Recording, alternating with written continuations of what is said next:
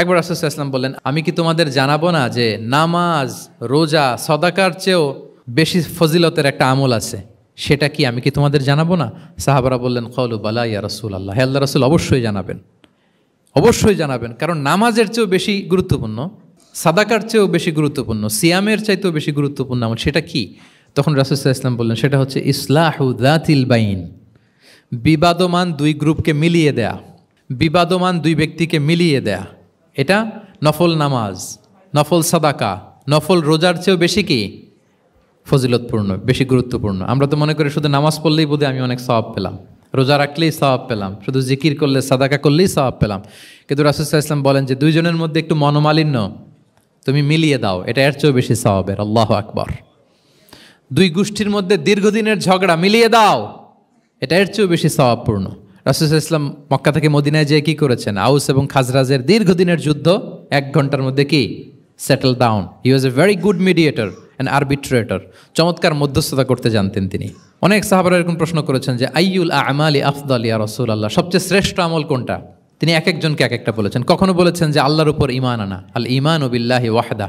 কাউকে বলেছেন যে আল জিহাদ ফি সাবিলিল্লাহ, কাউকে বলেছেন আস-সালাতু ফি ওয়াক্তিহা, অন টাইমে সালাত পড়া। তার মানে যার যেটাতে ঘাটতি ছিল। কাউকে বলেছেন বিররুল ওয়ালিদাইন, কারণ তিনি দেখেছেন তার সাথে তার মা বাবার সম্পর্কে একটু ঘাটতি আছে, তারা এটা বলি, কারণ সবগুলোই ভালো কাজ, সবগুলোই কি ভালো কাজ। তাহলে যার যেটাতে ঘাটতি আছে সেটাতে গুরুত্ব আরোপ করা, এটা রাসূল সাল্লাল্লাহু আলাইহি ওয়াসাল্লাম করেছেন।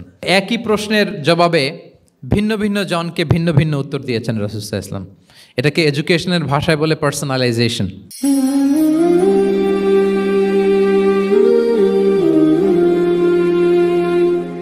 আসসালামু আলাইকুম ওয়া রাহমাতুল্লাহি ওয়া বারাকাতুহু। সম্মানিত সুধী মণ্ডলী, প্রথমেই আমি জানতে চাচ্ছি যে আপনারা সবাই কেমন আছেন? আলহামদুলিল্লাহ, আমিও খুব ভালো আছি, আলহামদুলিল্লাহ সুম্মা আলহামদুলিল্লাহ। সম্মানিত সুধী, আপনারা টপিকটা নিশ্চয়ই স্টেজের ব্যাকড্রপে দেখতে পাচ্ছেন যে সেখানে খুব বড় ফন্টে লেখা আছে discourse on prophetic teaching methodology, অর্থাৎ আল্লাহ রাসূল সাল্লাল্লাহু আলাইহি ওয়া আলিহি ওয়াসাল্লামের শিক্ষা পদ্ধতি বা পাঠদান পদ্ধতি কেমন ছিল, তিনি কিভাবে শিখাতেন। আমরা জানি যে আল্লাহ রাসূল সাল্লাল্লাহু আলাইহি ওয়াসাল্লাম একজন শিক্ষক ছিলেন, অসাধারণ অনন্য একজন মার্ভেলাস শিক্ষক ছিলেন। শুধু শিক্ষকই ছিলেন না, বরং তিনি শিক্ষকদেরও শিক্ষক ছিলেন, এবং তিনি নিজ হাতে এমন কিছু শিক্ষার্থী তিনি তৈরি করেছিলেন, গড়ে তুলেছিলেন, যারা এই পৃথিবীর ইতিহাসে শ্রেষ্ঠ প্রজন্ম হিসেবে স্বীকৃত। খয়রুল কুরুন, the best generation ever on earth, এই পৃথিবীর শ্রেষ্ঠতম প্রজন্ম হিসেবে তারা স্বীকৃত হয়েছেন। এবং তিনি তার শিক্ষা পদ্ধতির মধ্য দিয়ে গোটা বিশ্বকে সততা শিখিয়েছেন, সভ্যতা শিখিয়েছেন, মানবিকতা শিখিয়েছেন, স্পিরিচুয়ালিটি শিখিয়েছেন, আধ্যাত্মিকতা। তিনি আমাদেরকে শিখিয়েছেন পরিমিতিবোধ, তিনি আমাদেরকে শিখিয়েছেন জীবনবোধ, আমাদের স্রষ্টার সাথে তিনি আমাদেরকে পরিচিত করেছেন, এবং সফলতার সহজ এবং সরল পথ তিনি আমাদেরকে বাতলে দিয়েছেন। আজকের এই ডিসকোর্সে বেসিকলি আমরা ওনার লাইফ স্কেলের একটা দিক নিয়ে ফোকাস করব, অর্থাৎ ওনার পাঠদান পদ্ধতি, কিভাবে তিনি সাহাবাদের সাথে ইন্টারেক্ট করতেন, তাদেরকে শিখাতেন, পাঠ দিতেন। শুধুমাত্র কেবলমাত্র এই বিষয়টাতে আমরা ফোকাস করবার চেষ্টা করবো ইনশাআল্লাহ। আমি আমার আলোচনার শুরুতে সূরাতুল বাকারার একটি আয়াত তেলাওয়াত করেছি, 129 নম্বর আয়াত। এই আয়াতটি বেসিকলি আল্লাহ রাসূল সাল্লাল্লাহু আলাইহি ওয়া আলিহি ওয়াসাল্লামের জন্য সাইয়েদনা ইব্রাহিম আলাইহিস সালাম দোয়া করেছিলেন মক্কার ধুধুমরু প্রান্তরে। এখনকার মক্কার মতো না, তখন জনমানব শূন্য মক্কা ছিল, ধুধুমরু প্রান্তর, চারিদিকে কেউ নেই। তো এরকম একটি ব্যারেন ল্যান্ডে সাইয়েদনা ইব্রাহিম আলাইহিস সালাম আল্লাহ তাআলার কাছে একটা দোয়া করেছিলেন। ওই দোয়াটাই আল্লাহ তাআলা সরাসরি কোট করেছেন সূরা বাকারায় 129 নম্বর আয়াতে, এবং সেখানে তিনি বলেছেন রব্বানা ওয়াবআথ ফীহিম রাসূলাম মিনহুম ইয়াতলু আলাইহিম আয়াতিকা ওয়া ইউআল্লিমুহুমুল কিতাবা ওয়াল হিকমা ওয়া ইউযাক্কিহিম ইন্নাকা আনতাল আজিজুল হাকীম। মানে হে আমাদের রব, এই ভূখণ্ডের মধ্য থেকেই এই জনপদবাসীর জন্য আপনি একজন রাসূল প্রেরণ করুন, যিনি আপনার নিদর্শনসমূহ তাদের সামনে পাঠ করে শোনাবে, যিনি আপনার কিতাব তাদেরকে শিক্ষা দেবে, তাদেরকে প্রজ্ঞা শিখাবে, পরিশুদ্ধ করবে, এবং নিশ্চয় আপনি পরাক্রমশালী, নিশ্চয় আপনি প্রজ্ঞাময়। এই দোয়াটি ছিল সাইয়েদনা ইব্রাহিম আলাইহিস সালামের, এবং রাসূল সাল্লাল্লাহু আলাইহি ওয়াসাল্লাম আগমনের প্রায় 2500 বছর আগে ইব্রাহিম আলাইহিস সালাম এই দোয়াটি করেছিলেন। 2500 বছর আগে, যখন কেউ ছিল না মক্কায়। মক্কা ওয়াজ এ টোটালি ব্যারন ল্যান্ড, কোনো গাছপালা ছিল না, কিছু ছিল না। সেই দোয়া আল্লাহ তাআলা কবুল করেছিলেন। এবং এই দোয়ায় বেসিকলি তিনি আখিরি নবীর জন্য 4টা ফিচার কামনা করেছেন যে আল্লাহ এই 4টা ফিচার দিয়ে আপনি নবী পাঠাবেন। এর মধ্যে একটা ছিল ওয়াইউ আল্লিমুহুমুল কিতাব, যে এমন নবী যেন হয় তিনি এই জনপদের লোকদেরকে কিতাব শিখাবে। কি শিখাবে? কিতাব। ওয়াইউ আল্লিমুহুমুল কিতাব, তার মানে রাসূল সাল্লাল্লাহু আলাইহি ওয়াসাল্লাম তিনি যে শিক্ষক হয়ে আসবেন, তিনি যে আল্লাহর কিতাব পৃথিবীবাসীকে শোনাবেন, তেলাওয়াত করে শোনাবেন, শেখাবেন, এই দোয়া রাসূল সাল্লাল্লাহু আলাইহি ওয়াসাল্লাম আগমনের 2500 বছর আগে সাইয়েদনা ইব্রাহিম আলাইহিস সালাম করেছিলেন। এবং রাসূল সাল্লাল্লাহু আলাইহি ওয়াসাল্লাম নিজেও বিভিন্ন হাদিসে ঘোষণা করেছেন যে আমি শিক্ষক হিসেবে প্রেরিত হয়েছি। ওয়া ইন্নামা বুইসতু মুআল্লিমান, আমি এই পৃথিবীতে শিক্ষক হিসেবে এসেছি। রাসূল সাল্লাল্লাহু আলাইহি ওয়াসাল্লাম 2টা গ্রুপ দেখলেন মসজিদে, এক গ্রুপ তারা জিকির আজকার করে, আরেক গ্রুপ তারা রিসার্চ করে, গবেষণা করে। রাসূল সাল্লাল্লাহু আলাইহি ওয়াসাল্লাম বললেন 2 দলই ভালো কাজ করতেছে, কিন্তু রাসূল সাল্লাল্লাহু আলাইহি ওয়াসাল্লাম যারা গবেষণা করতেছে, পড়াশোনা করতেছে, ফিকহ নিয়ে আলোচনা করতেছে, তাদের সাথে যেয়ে বসে গেলেন। আর তিনি বললেন ওয়া ইন্নামা বুইসতু মুআল্লিমান, আমি এই গ্রুপকে প্রায়োরিটি দিয়েছি কারণ আমি নিজেই শিক্ষক হিসেবে প্রেরিত হয়েছি। তারা অজ্ঞদেরকে শিক্ষা দিচ্ছে, জাহেলদেরকে, যারা কিছু জানে না, জ্ঞানের ছোঁয়া যাদের মধ্যে লাগেনি, এই গ্রুপ তাদেরকে এনলাইটেন করছে, আলোকিত করছে, ফলে আমি তাদেরকে প্রায়োরিটি দিলাম, তাদের সাথে বসে গেলাম। ও ইন্নামা বুইসতু মুআল্লিমান, কারণ আমি পৃথিবীতে শিক্ষক হিসেবে প্রেরিত হয়েছি।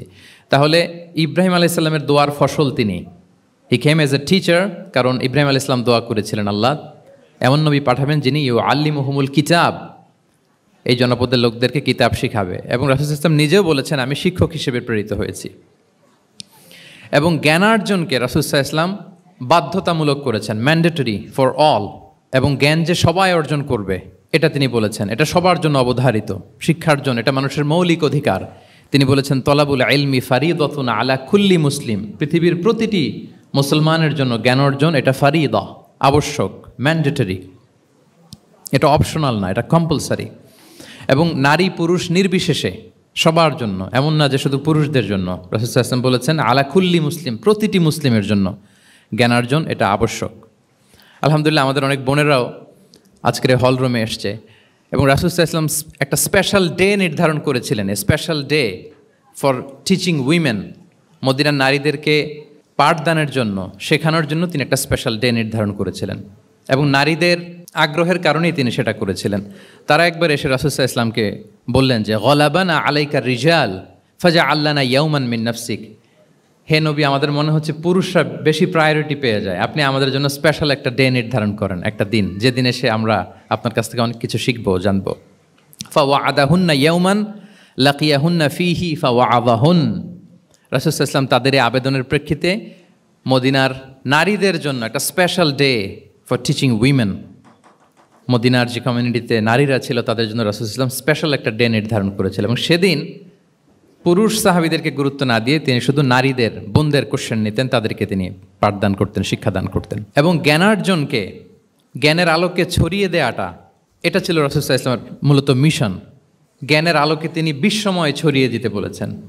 নলেজ হ্যাজ নো বাউন্ডারিজ, এটার কোনো বাউন্ডারি থাকবে না, গোটা বিশ্বের জন্য আমরা জ্ঞানকে ছড়িয়ে দেই, এটার ব্যাপারে তিনি আমাদেরকে উদ্বুদ্ধ করেছেন। তিনি বলেছেন বাল্লিগু আন্নি ওয়ালাউ আয়া, আমার পক্ষ থেকে একটি কথা, একটি বাণী, একটি আয়াত হলেও তোমরা পৌঁছে দাও। তাহলে তিনি আমাদেরকে জ্ঞানের এই আলো বিশ্বময় ছড়িয়ে দিতে উদ্বুদ্ধ করেছেন। এবং জ্ঞান লুকানোকে তিনি মহাপাপ বলেছেন। আপনার কাছে যদি নলেজ থাকে, সেই নলেজের ব্যাপারে যদি আপনাকে জিজ্ঞেস করা হয়, আপনি যদি এটা শেয়ার না করেন, তাহলে আপনি মহাপাপ করলেন। এটাকে আল্লাহ রাসূল সাল্লাল্লাহু আলাইহি ওয়া আলিহি ওয়াসাল্লাম জ্ঞান লুকানোকে মহাপাপ বলেছেন। তিনি বলেছেন মান সুইলা আন ইলমিন ফাকাতামাহু আলজামাহুল্লাহু ইয়াউমাল কিয়ামাতি বিলিজামিন মিনান নার, কাউকে কোনো বিষয়ে জ্ঞানের ব্যাপারে জিজ্ঞেস করা হলো আর সে যদি সেটাকে গোপন করে, কিয়ামতের দিন তাকে আগুনের লাগাম দিয়ে বাঁধা হবে, ওয়াল ইয়াদু বিল্লাহ। তাহলে জ্ঞানকে ছড়িয়ে দিতে বলেছেন তিনি বিশ্বময়, জ্ঞানকে গোপন করতে তিনি বারণ করেছেন, নিষেধ করেছেন।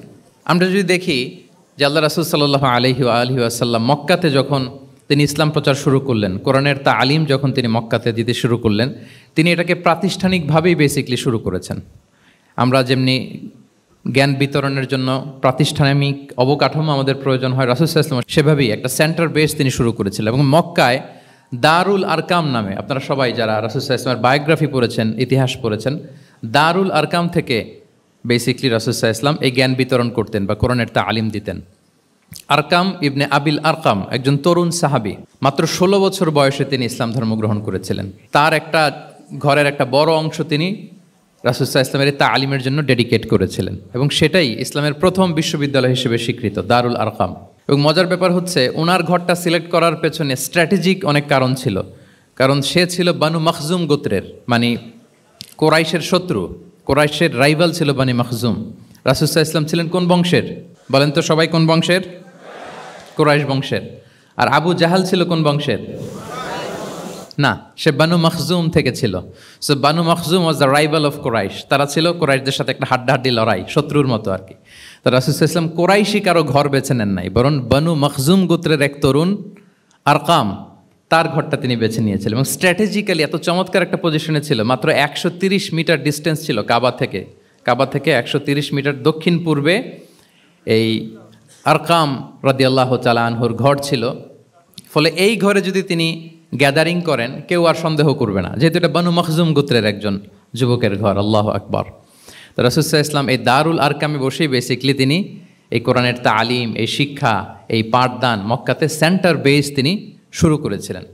এবং মদিনায় যদি আমরা দেখি, মদিনাতেও মসজিদে নববী নির্মাণের পরপরই মসজিদে নববীর একেবারে পেছন দিকে, এই হলরুমের পেছন দিকে যেরকম একটা জায়গা ছাউনির মতো, মসজিদে নববীর ঠিক পেছনে খেজুরের ডাল দিয়ে, খেজুরের পাতা দিয়ে ছাউনি দিয়ে একটা জায়গা তিনি করেছিলেন, যেটাকে আমরা আহলে সুফার সেন্টার হিসেবে জানি। মদিনায় তিনি সুফা ইউনিভার্সিটি প্রতিষ্ঠা করেছিলেন। তাহলে মক্কায় তিনি কোরআনের তালিম দিতেন দারুল আরকাম থেকে, আর মদিনায় যেয়ে তিনি আহলে সুফাদেরকে সেই সুফা এরিয়াতে সেখানে তিনি কোরআনের তালিম দিতেন। এবং সেখানে প্রায় 400 জন দরিদ্র মুহাজির সাহাবী সেখানে বসে কোরআনের হেফজ করতো, রাসূল সাল্লাল্লাহু আলাইহি ওয়াসাল্লামকে বিভিন্ন বিষয়ে জিজ্ঞেস করতো। ইসলামের বুনিয়াদি শিক্ষা, the basic of the basics of Islam, এ আহলে সুফার সাহাবারা সেখানে দুনিয়ার সব কিছুকে স্যাক্রিফাইস করে দিয়ে সেখানে ওনারা রাসূল সাল্লাল্লাহু আলাইহি ওয়াসাল্লামের কাছ থেকে তালিম গ্রহণ করতেন। এবং দূর দূরান্ত থেকে আগন্তুক সাহাবারা যখন আসতো তারাও এখানে থাকতো, যেহেতু 400 জন থাকার মতো একটা প্লেস। রাসূল সাল্লাল্লাহু আলাইহি ওয়াসাল্লামকে তারা দিনের খুঁটিনাটি বিষয় জিজ্ঞেস করতেন। এবং সালাত শেষে এরকম অনেক হাদিস পাওয়া যায় যে রাসূল সাল্লাল্লাহু আলাইহি ওয়াসাল্লাম আহলে সুফার সাহাবীদের সাথে ওখানে বসেছেন, তাদের সাথে গল্প করেছেন, তাদের প্রশ্নের বিভিন্ন উত্তর দিয়েছেন। তাহলে সেন্টার বেস শিক্ষাদান এটা কিন্তু রাসূল সাল্লাল্লাহু আলাইহি ওয়াসাল্লামের জীবনী থেকে আমরা দেখেছি। এবং যখন মসজিদে নববীর পেছনে আহলে সুফাদের 400 জনের পরে যখন আরও বেড়ে যাচ্ছিল, তখন রাসূল সাল্লাল্লাহু আলাইহি ওয়াসাল্লাম মসজিদের বাইরে মুকরিম বিন নাওফাল রাদিয়াল্লাহু তাআলা আনহুর একটা ঘরে আরেকটা সেন্টার করেছিলেন, এটাকে বলা হতো দারুল কুররা। এভাবে একটার পর একটা সেন্টার রাসূল সাল্লাল্লাহু আলাইহি ওয়াসাল্লাম তিনি নির্মাণ করেছেন এবং দ্বীনের বাণীকে তিনি ছড়িয়ে দিয়েছেন। এবং এখান থেকে যারা শিক্ষা অর্জন করত, বেসিকলি তারা তো হেফজ করত, দিনের অন্যান্য বুনিয়াদি ব্যাপারে তারা শিক্ষা গ্রহণ করতেন। তো এই সাহাবীদেরকে কুররা বলা হতো। তাদেরকে আবার রাসূল সাল্লাল্লাহু আলাইহি ওয়াসাল্লাম বিভিন্ন এলাকাতে মুআল্লিম হিসেবে প্রেরণ করতেন। এটা রাসূল সাল্লাল্লাহু আলাইহি ওয়াসাল্লামের সুন্নাত ছিল যে কোনো এলাকায় দিনের শিক্ষা দেওয়ার জন্য আগে মুআল্লিম পাঠাতেন। আমরা জানি যে হিজরতের আগে রাসূল সাল্লাল্লাহু আলাইহি ওয়াসাল্লামের আগেও তিনি মদিনাতে একজন সাহাবীকে পাঠিয়েছিলেন, মুসআব বিন উমাইর। এটা জানি না আমরা সবাই? মুসআব বিন উমাইরকে তিনি পাঠিয়েছিলেন। খুবই ড্যাশিং চেহারার ছিল, খুবই অ্যারিস্টোক্রেট একটা ফ্যামিলির ছিল। উনি এত চমৎকার পারফিউম ইউজ করতেন, উনি কোনো রাস্তা দিয়ে হেঁটে গেলে সবাই বুঝতো এই রাস্তা দিয়ে কিছুক্ষণ আগে হেঁটে গিয়েছে মুসআব বিন উমাইর। বাংলা একটা কথা আছে, আগে দর্শনদারি পরে গুণ বিচারী, এরকম একটা কথা আছে না? সো মদিনার লোকটা যাতে ইসলামের প্রতি খুব দ্রুত অ্যাট্রাক্টেড হয়, এজন্য তিনি আবু বকর রাদিয়াল্লাহু তাআলা আনহুকে পাঠাননি, ওমরে ফারুককে পাঠাননি, বরং মুসআব বিন উমাইর রাদিয়াল্লাহু তাআলা আনহুকে মুআল্লিম হিসেবে, he was the first ambassador of Islam, প্রথম অ্যাম্বাসেডর হিসেবে তিনি মদিনায় গিয়েছিলেন। এবং মদিনাতে আহলে সুফার মধ্য থেকে যারা অগ্রগামী ছিল, দারুল কুররা থেকে যারা অগ্রগামী ছিল, তাদেরকে আল্লাহ রাসূল সাল্লাল্লাহু আলাইহি ওয়া আলিহি ওয়াসাল্লাম জ্ঞান বিতরণের জন্য, কোরআন শেখানোর জন্য বিভিন্ন জায়গায় পাঠাতেন।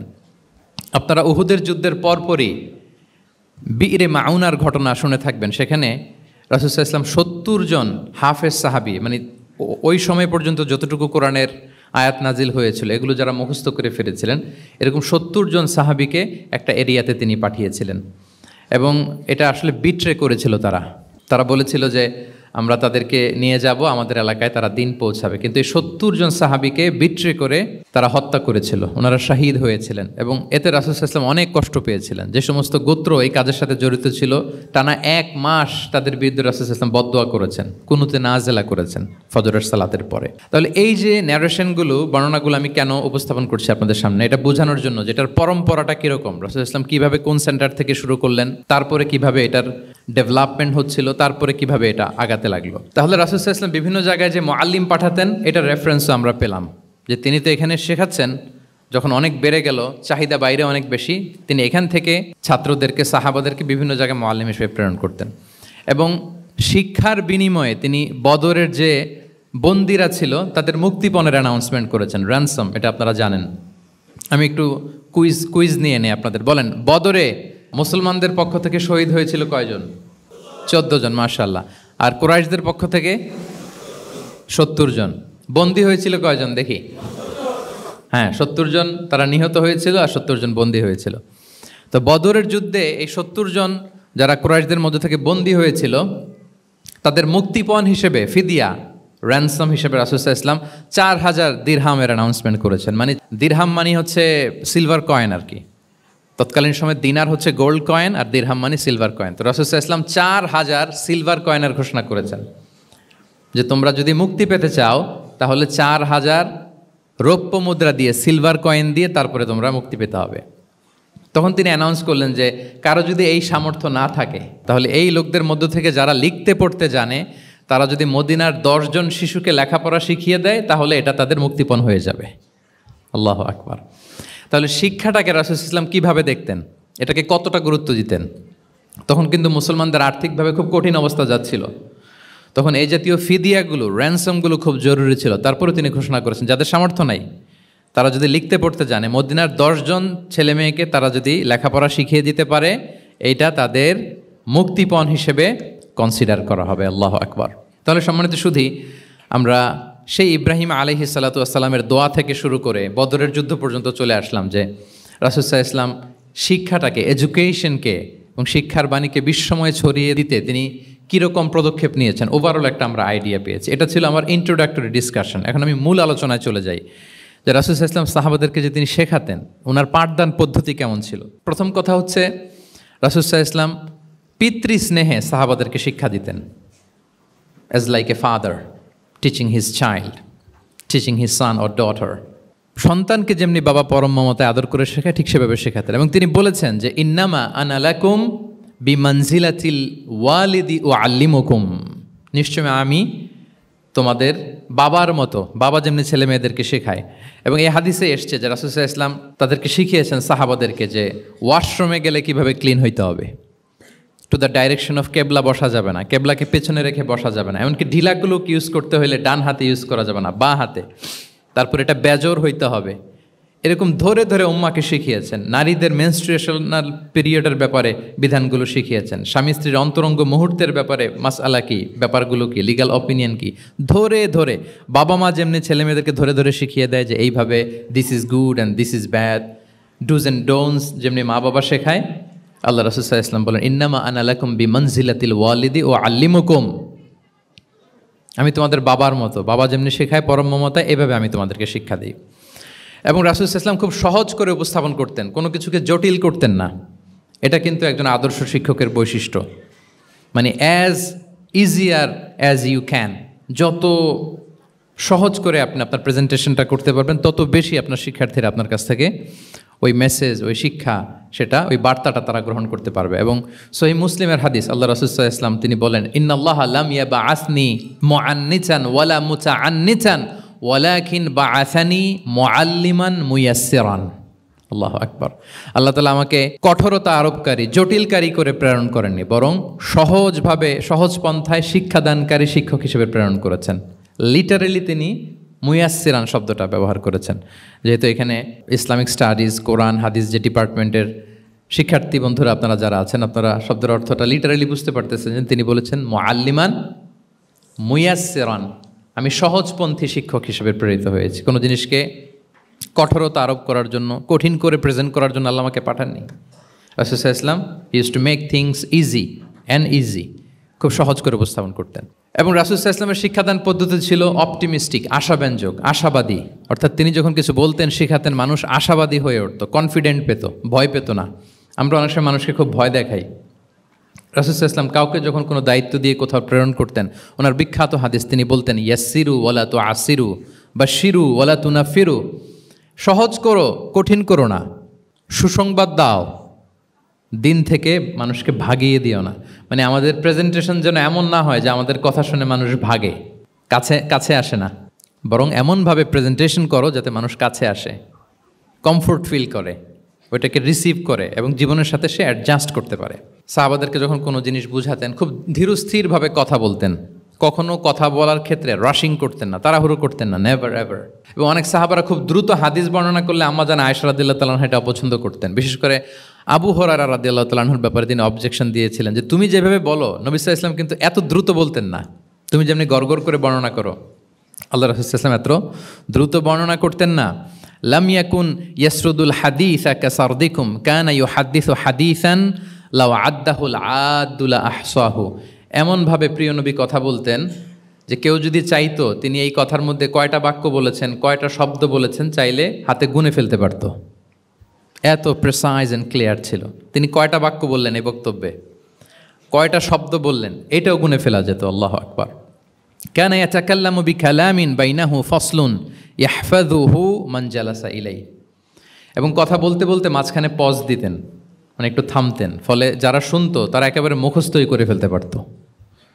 আল্লাহু আকবার। এটা কিন্তু একজন আদর্শ শিক্ষকের বৈশিষ্ট্য যে খুব ধীরস্থিরভাবে আমি কথা বলবো, মাঝে মাঝে পজ দিব। রাসূল সাল্লাল্লাহু আলাইহি ওয়াসাল্লাম পজ দিতেন, থামতেন, যাতে ছাত্ররা নিতে পারে। সব শিক্ষার্থীদের এক ধরনের ক্যাপাসিটি না, ক্যাপাসিটি ইস্যু নিয়ে আমি সামনে কথা বলতেছি ইনশাআল্লাহ। তো তাহলে এইভাবে তিনি বেসিকলি তালিম দিতেন বা প্রেজেন্ট করতেন। আচ্ছা, শিক্ষা দেওয়ার ক্ষেত্রে দুইটা ধরন ছিল রাসূল সাল্লাল্লাহু আলাইহি ওয়াসাল্লামের। কখনো হয়তো ওয়ান অন ওয়ান মিটিং, একজন সাহাবীকে টার্গেট করে তাকে কিছু শেখাচ্ছেন, জানাচ্ছেন বা বলছেন। আবার কখনো একজন না, একাধিক সাহাবী বা অনেক সাহাবীদেরকে, অনেক মানুষকে তিনি অ্যাড্রেস করছেন। তাহলে এই দুইভাবে তিনি অ্যাড্রেস করতেন। এক নম্বর হচ্ছে প্রাইভেট লার্নিং সেশন, আর একটা হচ্ছে পাবলিক লার্নিং সেশন। দুইটাই রাসূল সাল্লাল্লাহু আলাইহি ওয়াসাল্লামের সিরা যদি আপনি স্ক্যানিং করেন আপনি পাবেন।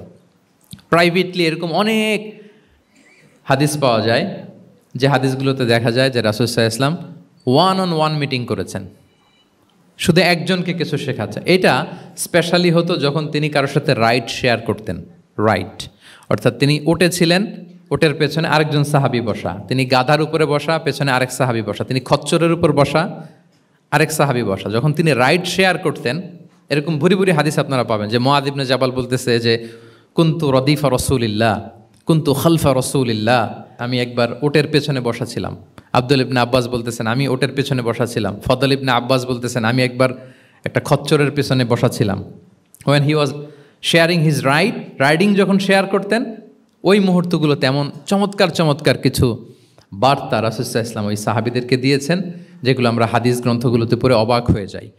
এরকম একটা ছোট্ট হাদিস যদি শেয়ার করি, আব্দুল্লাহ ইবনে আব্বাস রাদিয়াল্লাহু তাআলা আনহু উনি বলেন, কুনতু খালফা রাসূলিল্লাহি সাল্লাল্লাহু আলাইহি ওয়াসাল্লাম ইয়াওমান, একদিন আমি, এই যে দেখেন বর্ণনা ভঙ্গি কেমন, একদিন আমি রাসূল সাল্লাল্লাহু আলাইহি ওয়াসাল্লামের পেছনে বসা, মানে কোনো একটা ওটের উপর বা গাধার উপরে বসা।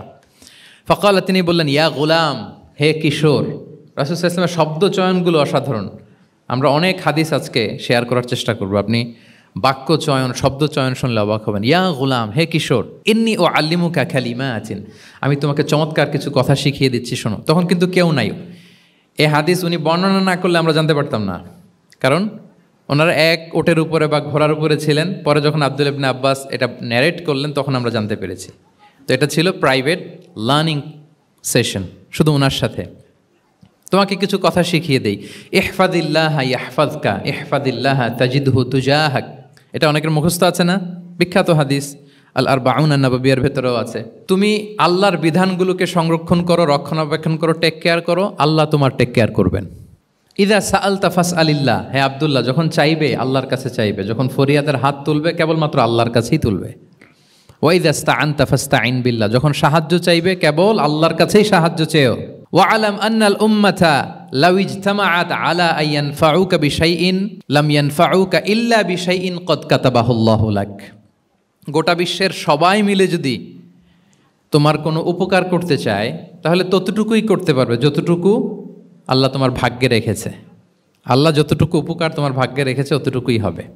ওয়া ইন ইজতামাউ আলা আন ইয়াদুররুকা বিশাইইন লাম ইয়াদুররুকা ইল্লা বিশাইইন ক্বাদ কাতাবাহুল্লাহু আলাইক। গোটা বিশ্বের সবাই মিলে যদি তোমার ক্ষতি করতে চায় ঠিক ততটুকুই করতে পারবে যতটুকু তোমার নসিবে আছে, এর চেয়ে 1 ইঞ্চিও বেশি ক্ষতি করতে পারবে না। রুফিআতিল আকলামু ওয়া জাফফাতিস সুহুফ, কলম উঠিয়ে নেওয়া হয়েছে আর যা লেখা হয়েছিল সব শুকিয়ে গিয়েছে। কারণ প্রথম আল্লাহ সৃষ্টি করেছেন কি? কলম। কলমকে আল্লাহ বলেছেন লিখো। আল্লাহ কি লিখবো? উকতুব মাকাদির আল খালক, মহাবিশ্বের যারা আসবে সবার কি হবে না হবে সব লিখো। তো লিখে ফেলছে, এখন যা হবার তাই হবে।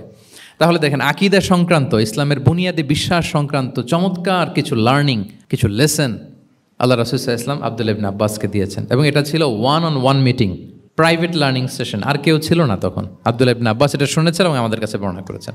আচ্ছা, এটা গেল একটা। আরেকটা কি বলেছিলাম? একটা তো প্রাইভেট লার্নিং সেশন, আরেকটা কি পাবলিক লার্নিং সেশন। ওইটা একা একা না, হয়তো অনেক সাহাবী একসাথে আছে, তাদেরকে কিছু বলছেন বা শেখাচ্ছেন। অথবা হিউজ কংগ্রেগেশন, অনেক বড় গ্যাদারিং। লেটস সে মসজিদে নববীতে তিনি যে খুতবাগুলো দিয়েছেন, প্রায় 10 বছর তো তিনি খতিব ছিলেন, এই যতগুলো খুতবা দিয়েছেন এটা অফকোর্স কি পাবলিক লার্নিং সেশন। বিভিন্ন প্রেক্ষাপটে জনপরিসরে দেয়া রাসূল সাল্লাল্লাহু আলাইহি ওয়াসাল্লামের যে শিক্ষামূলক বক্তব্যগুলো, এগুলো পাবলিক লার্নিং সেশন। বিদায় হজের ভাষণ বিশাল এক কংগ্রেগেশনের সামনে তিনি অ্যাড্রেস করেছিলেন, ওইটা কি ছিল? Public learning session. তাহলে সেখানের পদ্ধতিটা বেসিকলি 2 ধরনের, একটা ছিল প্রাইভেট লার্নিং সেশন আর একটা পাবলিক লার্নিং সেশন। আচ্ছা, এই তো, লেটস মুভ অন। এবার আমরা চলে যাব যে তিনি যেসব শিখন পদ্ধতি অবলম্বন করতেন, শেখানোর ক্ষেত্রে কি কি মিনস, কি কি ওয়ে তিনি অবলম্বন করতেন, সেগুলো আমরা শেয়ার করি। অনেকগুলো মিনস তিনি ইউজ করতেন, অনেকভাবে তিনি পাঠদান করতেন, সাহাবাদেরকে শিক্ষা দিতেন। এর মধ্যে অন্যতম একটা মাধ্যম হচ্ছে তিনি সাহাবাদেরকে কোশ্চেন করতেন। কোশ্চেন করে সঠিক উত্তর পেলে তিনি উৎসাহ দিতেন খুব। মনে রাখতে হবে রাসূল সাল্লাল্লাহু আলাইহি ওয়াসাল্লামের শিক্ষাটা বেসিকলি ছিল Q&A বেসড। সামনে আমরা ইন ডেপথ যখন আরও ঢুকবো, basically oral based, oral session ছিল, মুখে মুখে। কারণ আমাদের মতো তো এত কাগজ কলম ছিল না। এখন যেমনি আপনাদেরকে হোমওয়ার্ক দেয়, অ্যাসাইনমেন্ট দেয়, এগুলো ছিল নাকি তখন? রাসূল সাল্লাল্লাহু আলাইহি ওয়াসাল্লামের সময় অ্যাসাইনমেন্ট দেওয়ার রীতি ছিল? বলেন, আপনাদের অ্যাসাইনমেন্ট দেয় স্যাররা? হ্যাঁ। তো এই যে এখন স্যাররা হোমওয়ার্ক দেন, কাজ দেন, অ্যাসাইনমেন্ট দেন, এটা তো ওই সময় ছিল না। ফলে এটা রাসূল সাল্লাল্লাহু আলাইহি ওয়াসাল্লামের পাঠদান পদ্ধতিটা বেসিকলি ছিল Q&A বেসড, প্রশ্নোত্তর পর্ব। সাহাবারা জিজ্ঞেস করতেন, না জানলে রাসূল সাল্লাল্লাহু আলাইহি ওয়াসাল্লাম আবার জিজ্ঞেস করতেন, দেখি ওরা জানে কি না। এরকম অনেকভাবে তিনি শেখাতেন, আমরা সামনের দিকে আরও দেখব। তো রাসূল সাল্লাল্লাহু আলাইহি ওয়াসাল্লাম সাহাবাদেরকে প্রশ্ন ছুড়তেন, তিনি ট্রাই করতেন, দেখতেন যে দেখি ওরা পারে কিনা, ব্যাপারটা জানে কিনা। যদি কেউ সঠিক আনসার দিতে পারতো, রাসূল সাল্লাল্লাহু আলাইহি ওয়াসাল্লাম খুব প্রশংসা করতেন এবং উৎসাহ দিতেন। স্যাররা যখন আমাদের ক্লাসে প্রশংসা করে, ভাল লাগে না আমাদের? আমার প্রেজেন্টেশন খুব প্রশংসা করলো, আমার অ্যাসাইনমেন্টের খুব প্রশংসা করলো, আমাকে ইন্সপায়ার করলো, আমি আরও মোটিভেটেড হব না? হয়তো আমরা নাকি হই। তো রাসূল সাল্লাল্লাহু আলাইহি ওয়াসাল্লাম এটাই করতেন। উবাই ইবনে কাআব রাদিয়াল্লাহু তাআলা আনহুকে উনি প্রশ্ন করলেন, আল্লাহ রাসূল সাল্লাল্লাহু আলাইহি ওয়া আলিহি ওয়াসাল্লাম প্রশ্ন করলেন যে ইয়া আবাল মুনযির, এটা ওনার কুনিয়া, আতাদরি আইয়ু আয়াতিন মিন কিতাবিল্লাহি মাআকা আ'যাম, তুমি কি জানো যে আল্লাহর সর্বশ্রেষ্ঠ আয়াত কোনটা, তুমি জানো? তখন উবাই ইবনে কাআব রাদিয়াল্লাহু তাআলা আনহু বললেন যে আল্লাহু লা ইলাহা ইল্লা হুয়াল হাইয়ুল কাইয়্যুম, মানে আয়াতুল কুরসি। এটা কোন আয়াত? আয়াতুল কুরসি। এটা ফরজ সালাতের পর আমরা সবাই পড়ি তো নাকি?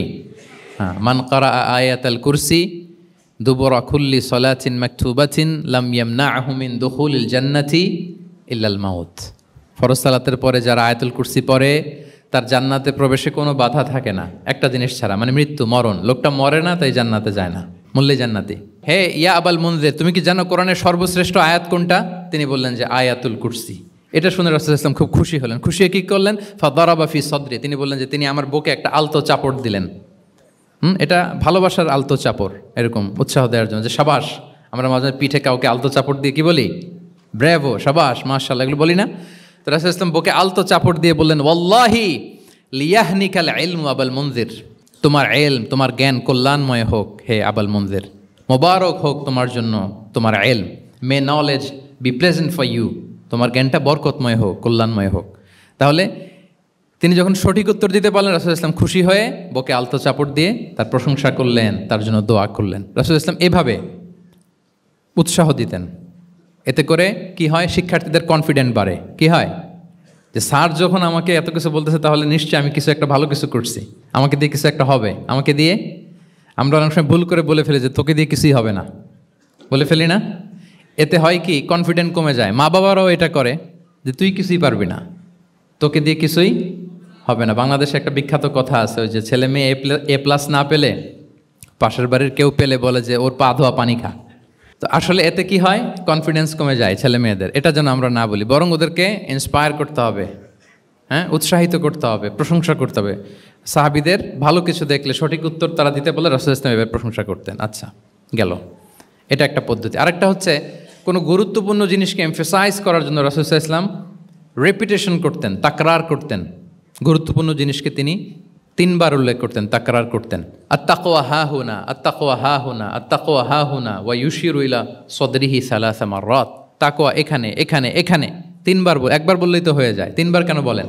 এটা গুরুত্বপূর্ণ, ভেরি ইম্পর্টেন্ট ইস্যু। গুরুত্ব বোঝানোর জন্য এমফেসাইজ করতে যেয়ে তিনি কোনো জিনিসকে কয়বার বলতেন?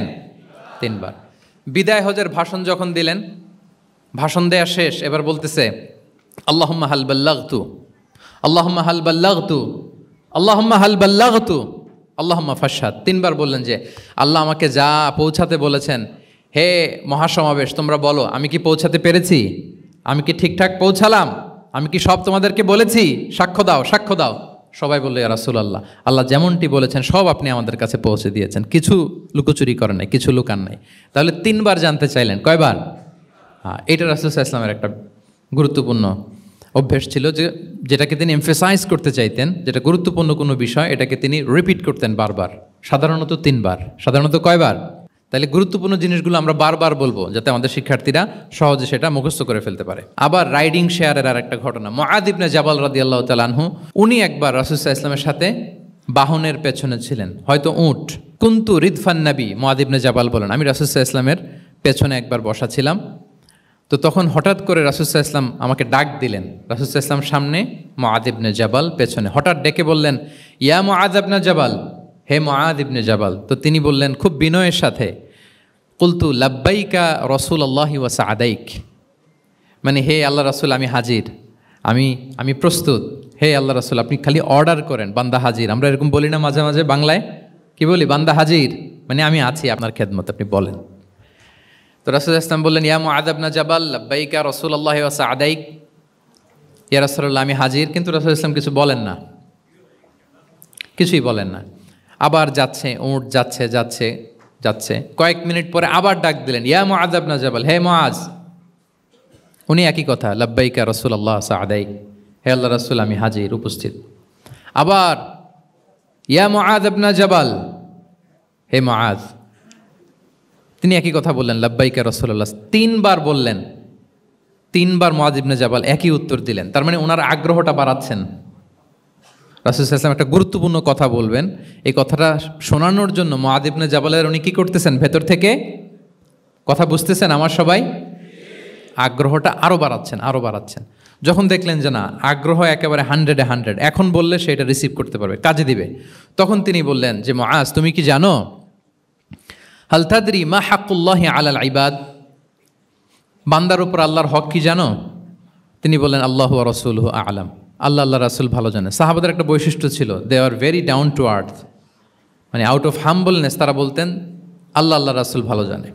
তো তিনি বললেন যে আল্লাহর বান্দার উপর আল্লাহর অধিকার হচ্ছে যে বান্দা কখনো আল্লাহর সাথে শিরক করবে না, এক আল্লাহর ইবাদত করবে। কিছুক্ষণ পর আবার ইয়া মুআয ইবনে জাবাল, দেখেন কি স্টাইল, মানে রাজকীয় একটা স্টাইল।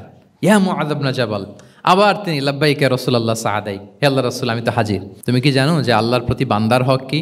আবার বললেন যে আল্লাহ আল্লাহ রাসূলই ভালো জানেন। তখন রাসূল সাল্লাল্লাহু আলাইহি ওয়াসাল্লাম বললেন যে আল্লাহর হক যেমনি তুমি জানলে যে বান্দা আল্লাহর সাথে শরীক করবে না, এক আল্লাহর ইবাদত করবে, এটা যদি কোনো বান্দা করে তাহলে ওই বান্দাকে কখনো আল্লাহ শাস্তি দিবেন না। এটা হচ্ছে বান্দার হক, আল্লাহর কাছ থেকে সে এটা পাবে যে আনলা ইউআযিবাহুম, আল্লাহ তাআলা তাকে কখনো শাস্তি দিবেন না। তাহলে এটা ছিল রাসূল সাল্লাল্লাহু আলাইহি ওয়াসাল্লামের অভ্যেস, যে তিনি একই কথা বারবার বলে আগ্রহ বাড়াতেন। 3 বার তিনি বলেছেন, 3 বার ডাক দিয়েছেন হে মুআয ইবনে জাবাল। তাহলে রিপিটেশন এটা একটা অভ্যেস ছিল রাসূল সাল্লাল্লাহু আলাইহি ওয়াসাল্লামের, পাঠদানের ক্ষেত্রে একটা পদ্ধতি। আচ্ছা, রাসূল সাল্লাল্লাহু আলাইহি ওয়াসাল্লামের আরেকটা পদ্ধতি ছিল যে তিনি ধারণ ক্ষমতা অনুযায়ী নির্দেশনা দিতেন, considering the state of the addressee. যাকে অ্যাড্রেস করতেছেন তার ক্যাপাসিটি কতদূর এটা বুঝে শুনে বলতেন, খুব বাড়িয়ে বলতেন, বেশি কিছু বলতেন না। এক বেদুইন আসলো, বেদুইন মানে সে মরুপল্লীতে থাকে, শহরের যে নিয়মকানুন জানে না, সভ্যতার ছোঁয়া তার মধ্যে লাগেনি। এসে বলল, দুল্লানি আলা আমাল আমিলতুহু ইদা আমিলতুহু দাখালতুল জান্নাহ। হে নবী, আপনি আমাকে এমন একটা আমল শিখায় দেন যেটা করলে আমি জান্নাতে যাব। তো রাসূল সাল্লাল্লাহু আলাইহি ওয়াসাল্লাম দেখলেন লোকটা বেদুইন, শহরে লোক না, আবার খুব সহজ সরল, একেবারে সাদামাটা। তো রাসূল সাল্লাল্লাহু আলাইহি ওয়াসাল্লাম বললেন, 4টা কাজ করবা। তা'বুদাল্লাহ ওয়ালা তুশরিকু বিহি শাইআ, তুকিমাস সালাতাল মাকতুবা, তুআদ্দি যাকাতাল মাফরুদা ওয়া তাসুমা রমাদান। 4টা কাজ। এক আল্লাহর ইবাদত করবা, শিরক করবা না, ফরজ সালাত পড়বা, ফরজ যাকাত দিবা, রমজানের ফরজ রোজা রাখবা। কয়টা কাজ? কয়টা বলছে? Very simple to memorise, right? আচ্ছা, এটা যখন সে বলল তখন সে বেদুইন বলতে আরম্ভ করলো যে আল্লাহর শপথ করে আমি বললাম, লা আযীদু আলা হাযা শাইআন ওয়ালা আনকুসু মিন। ঠিক আছে, আমি এই 4টাই করব, বাড়াবো না কমাবো না, এর চেয়ে বেশি কোনোদিন কিছু করব না, কমও করব না। মানে খালি আল্লাহরে মানবো, ফরজ নামাজ পড়বো, ফরজ যাকাতটা দিব, আর ফরজ রোজাটা রাখবো, আর কোনো আমল টামল আমার জীবনে আমি করব, বাড়াবো না কমাবো না। তো রাসূল সাল্লাল্লাহু আলাইহি ওয়াসাল্লাম বললেন যে কেউ যদি জান্নাতি লোক দেখে নিজের চোখ জোড়াতে চায়, খুশি হতে চায়, তারা যেন এই লোকের দিকে তাকায়, মানে এই লোকটা জান্নাতি। আল্লাহু আকবার, চলে গেল। দেখেন তার কাছে কিন্তু আমলের বিশাল ফিরিস্তি নিয়ে রাসূল সাল্লাল্লাহু আলাইহি ওয়াসাল্লাম হাজির হয় নাই, কারণ তার ক্যাপাসিটি দেখতে হবে, তার সক্ষমতা, সে কদ্দুর নিতে পারবে। রাসূল সাল্লাল্লাহু আলাইহি ওয়াসাল্লাম অবজার্ভ করে দেখলেন যে বেদুইন মানুষ, তারে বেশি কিছু বললে কাজে দিবে না, অল্প একটু বলছে, ওইটা মেনেই সে কি হয়ে গেছে? জান্নাতি হয়ে গেছে। এটা অনেক সময় আমরা ভুল করে ফেলি। শিক্ষার্থীদের মধ্যে সবার রিসিভিং ক্যাপাসিটি এক ধরনের হয় না, কারো খুব বেশি, কারো খুব কম। তো একজন আদর্শ শিক্ষকের কাজ হচ্ছে এটাকে ফলো করা, অবজার্ভ করা, এবং যেটা তাদের সক্ষমতায় কুলায় ঠিক অতটুকু তাদেরকে দেয়, এর চেয়ে বেশি কিছু না। রাসূল সাল্লাল্লাহু আলাইহি ওয়াসাল্লামের আরেকটা পদ্ধতি ছিল গ্রাজুয়ালিটি, স্টেপ বাই স্টেপ, ধীরস্থিরভাবে, অল্প অল্প করে, শাইআন ফাশাইআন। আর তাদাররুজ বিল বাদই বিল আহাম্মি সুম্মাল মুহিম। আগে সবচেয়ে গুরুত্বপূর্ণ, starting with the most important affair first, then the important affair, then the important. সবচেয়ে গুরুত্বপূর্ণটা আগে, এরপরে যেটা কম গুরুত্বপূর্ণ, এরপরে কম গুরুত্বপূর্ণ। তাহলে একটু একটু করে বললে এটা মানুষের ফিতরাতের সাথেও যায়, তার নেচারের সাথেও যায়। আমরা মদ হারাম হওয়ার কথা জানি, কয়টা স্টেপে হারাম হয়েছিল মদ? একবারে যদি বলা হতো বন্ধ করার সহজ হতো সাহাবাদের জন্য? হতো না। অনেকে আছে দেখবেন যে চেইন স্মোকার, বুঝতে পেরেছেন তো? মানে অনেক সিগারেট খায়, লেটসে দিনে 10 থেকে 15টা খায়। তো যে চেইন স্মোকার, আপনি যদি বলেন যে এটা হারাম, আজকেই তোমার বাদ দিতে হবে, হারাম, এটা খাইতে পারবে না, পারবে? ও দুনিয়া সব বাদ দিতে পারবে, সিগারেট বাদ দিতে পারবে না। তো তারে কি করতে হবে? ফ্লেক্সিবিলিটি দিতে হবে, যে আস্তে আস্তে ছাড়েন। 10টা করে খান, তো চালাইতে থাকেন। আজকে 10টা খাইছেন, কালকে 9টা করে খান, চালাইতে থাকেন, একসাথে সব বন্ধ করার দরকার নেই। তারপরের সপ্তাহে 8টা করে খান, এরপরের সপ্তাহে 5টা করে খান, অল্প অল্প করে অবশ্যই সে কমাতে পারবে। এরপরের সপ্তাহে 2টা খান, এরপরের সপ্তাহে বন্ধ করেন না, চালাইতে থাকেন। সে চালাচ্ছে কিন্তু কমিয়ে আনতেছে, চালাচ্ছে কিন্তু। আচ্ছা, যেই সপ্তাহে সে 1টা সিগারেট খেলো, এরপরের সপ্তাহে ওটা তো বাদ দিলেও তার গায়ে লাগার কথা না, ঠিক কিনা বলেন? যেই সপ্তাহে কয়টা খেলো, এটা তো স্যাক্রিফাইস করা যায়, কিন্তু 10টা থেকে 0তে আসা সহজ না। তাহলে গ্রাজুয়ালি আমরা এই ভুলটা করি। অনেকের নতুন করে আল্লাহ তাআলা রিয়েলাইজেশন দিয়েছেন, নতুন দিনে আসছে, দিনে ফিরছে, মানে প্র্যাকটিসিং হতে চায়। এখন আপনি তারে পাইয়া এমন নিয়ম কানুন দেখাচ্ছেন, বেচারা তো বলে আগে যা ছিলাম ওইটাই ভালো ছিলাম। এরকম হয় না অনেক সময়? হ্যাঁ, ধরেন যে কোনো একজন নারী, সে হয়তো পর্দা মেনটেন করে না, একটু হিপ হপ স্টাইলে চলাফেরা করে। তো সে ভাবলো যে না, আমি তো অনেক ভুল করে ফেলছি, আমি সংশোধন হব, আমি প্র্যাকটিসিং হতে চাই। তা এখন যখন সে আপনার কাছে আসছে নাসিহাত নেওয়ার জন্য, আপনি যদি বলেন যে তোমার এই করতে হবে, বোরকা ঝুলাইতে হবে, হাত মোজা, পা মোজা, পারবে? এ বলবে আগে যা ছিলাম ভালোই ছিলাম। তাকে একটু একটু করে বোঝাতে হবে, মানে এই হেজাব এটা কেন, হ্যাঁ, কাভারিং আওরা এটা কেন এটা করতে, এটা বেনিফিটটা আগে বুঝালেন। যে Islam consider women as a queen, নারীকে ইসলাম কি হিসেবে কনসিডার করে? রানী হিসেবে। তো রানীর তো একটা ড্রেস কোড থাকবে, স্পেশাল পোশাক থাকবে, এগুলো বুঝাবেন।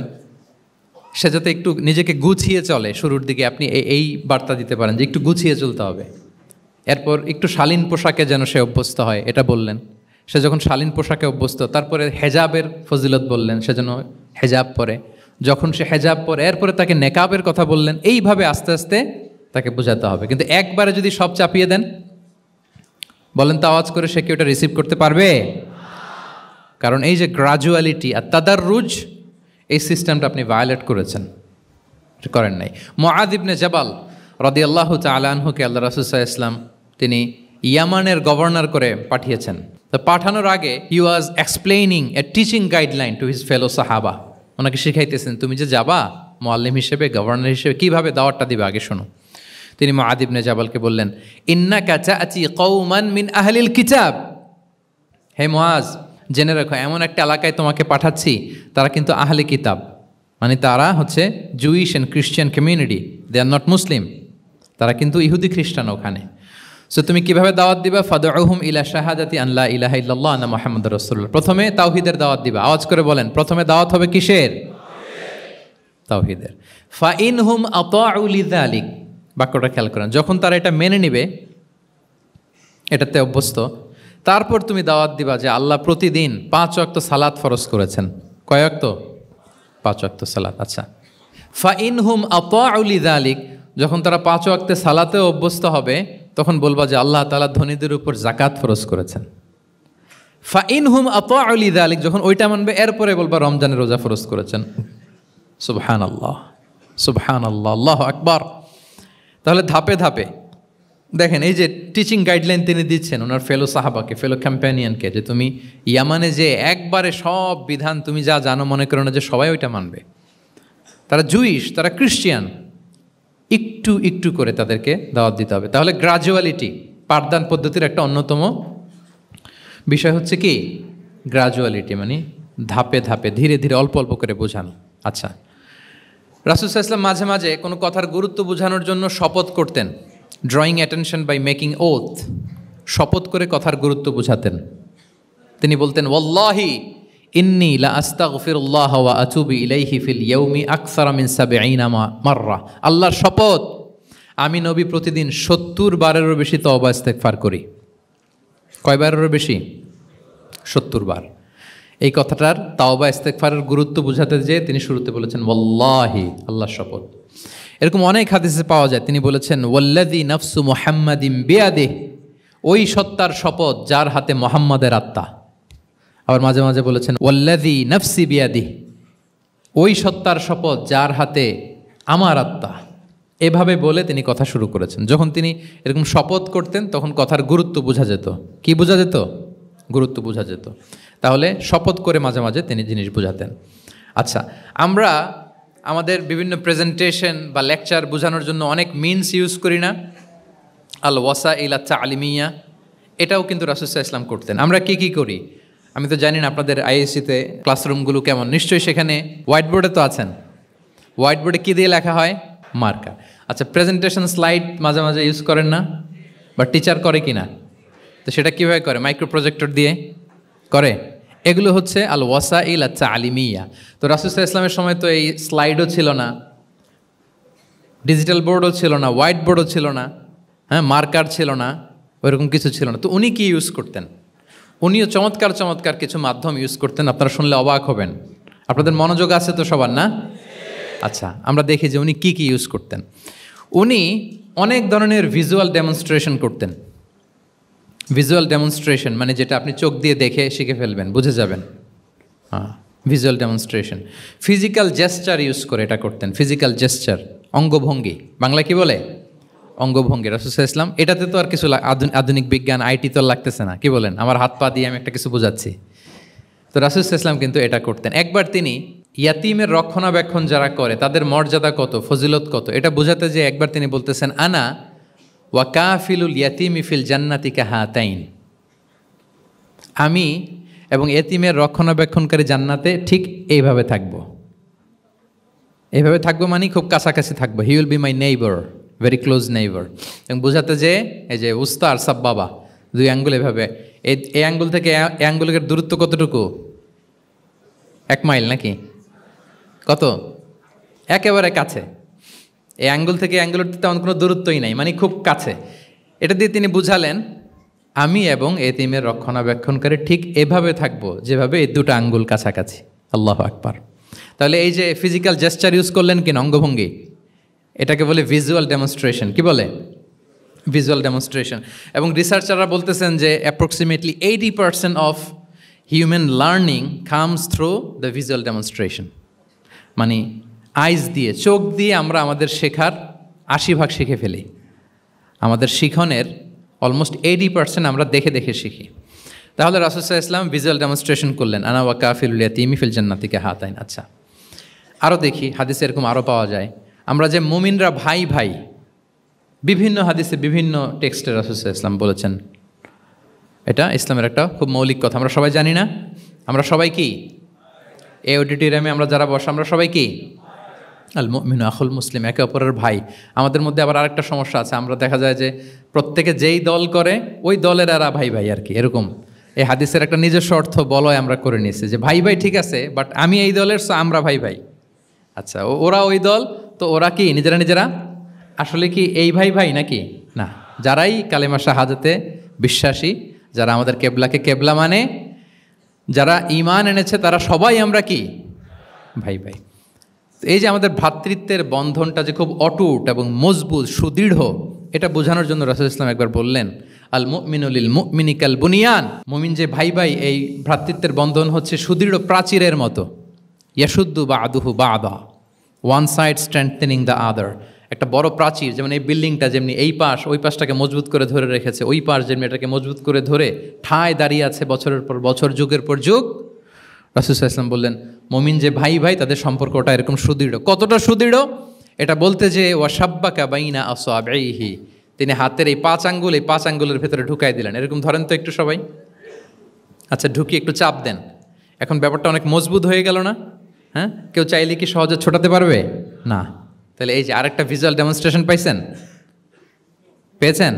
ফিজিক্যাল জেস্চার, অঙ্গভঙ্গি করে তিনি বুঝাইলেন যে আমাদের ভ্রাতৃত্বটা এইরকম মজবুত। মানে ওনার কাছে যা ছিল ওইটা বুঝাতে যে তিনি এই ফিজিক্যাল জেস্চারটা নিয়েছেন যে মুমিন ভাই ভাই এবং আমাদের ভ্রাতৃত্বের বন্ধনটা ঠিক এরকম মজবুত, লাইক দিস।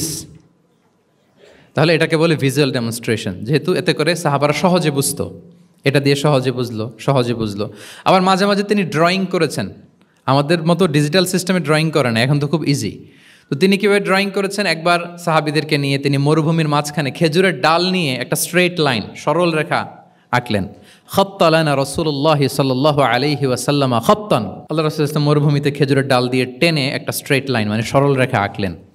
একে বললেন হাযা সাবিলুল্লাহ, এটা হচ্ছে আল্লাহর রাস্তা, মানে সিরাতুম মুস্তাকিম। এরপরে এই স্ট্রেট লাইন, সরল রেখার ডানে বায়ে ছোট ছোট অনেকগুলো দাগ কাটলেন খেজুরের ডাল দিয়ে, আর বললেন হাযিহি সুবুলুশ শাইতান, এগুলো হচ্ছে শয়তানের রাস্তা। ফি কুল্লি সাবিলিন শাইতান, এই প্রত্যেকটা রাস্তায় একটা করে শয়তান থাকে, সে তার শয়তানি কাজের হাতছানি তোমাদের দেয়। তাহলে খেজুরের ডাল দিয়ে একটা স্ট্রেট লাইন সরল রেখা করে বললেন এটা সিরাতুম মুস্তাকিম সাবিলুল্লাহ, আর ডানে বায়ে ছোট ছোট দাগ কেটে বললেন এগুলো হচ্ছে সাবিলুশ শয়তান। ওই পথে, শয়তানের হাতছানি দেয়া পথে কভু যাওয়া যাবে, বরং সিরাতুল মুস্তাকিমে থাকা লাগবে। তাহলে এই যে ভিজুয়াল ডেমনস্ট্রেশন ব্যাপারটা ক্লিয়ার হয়েছে না?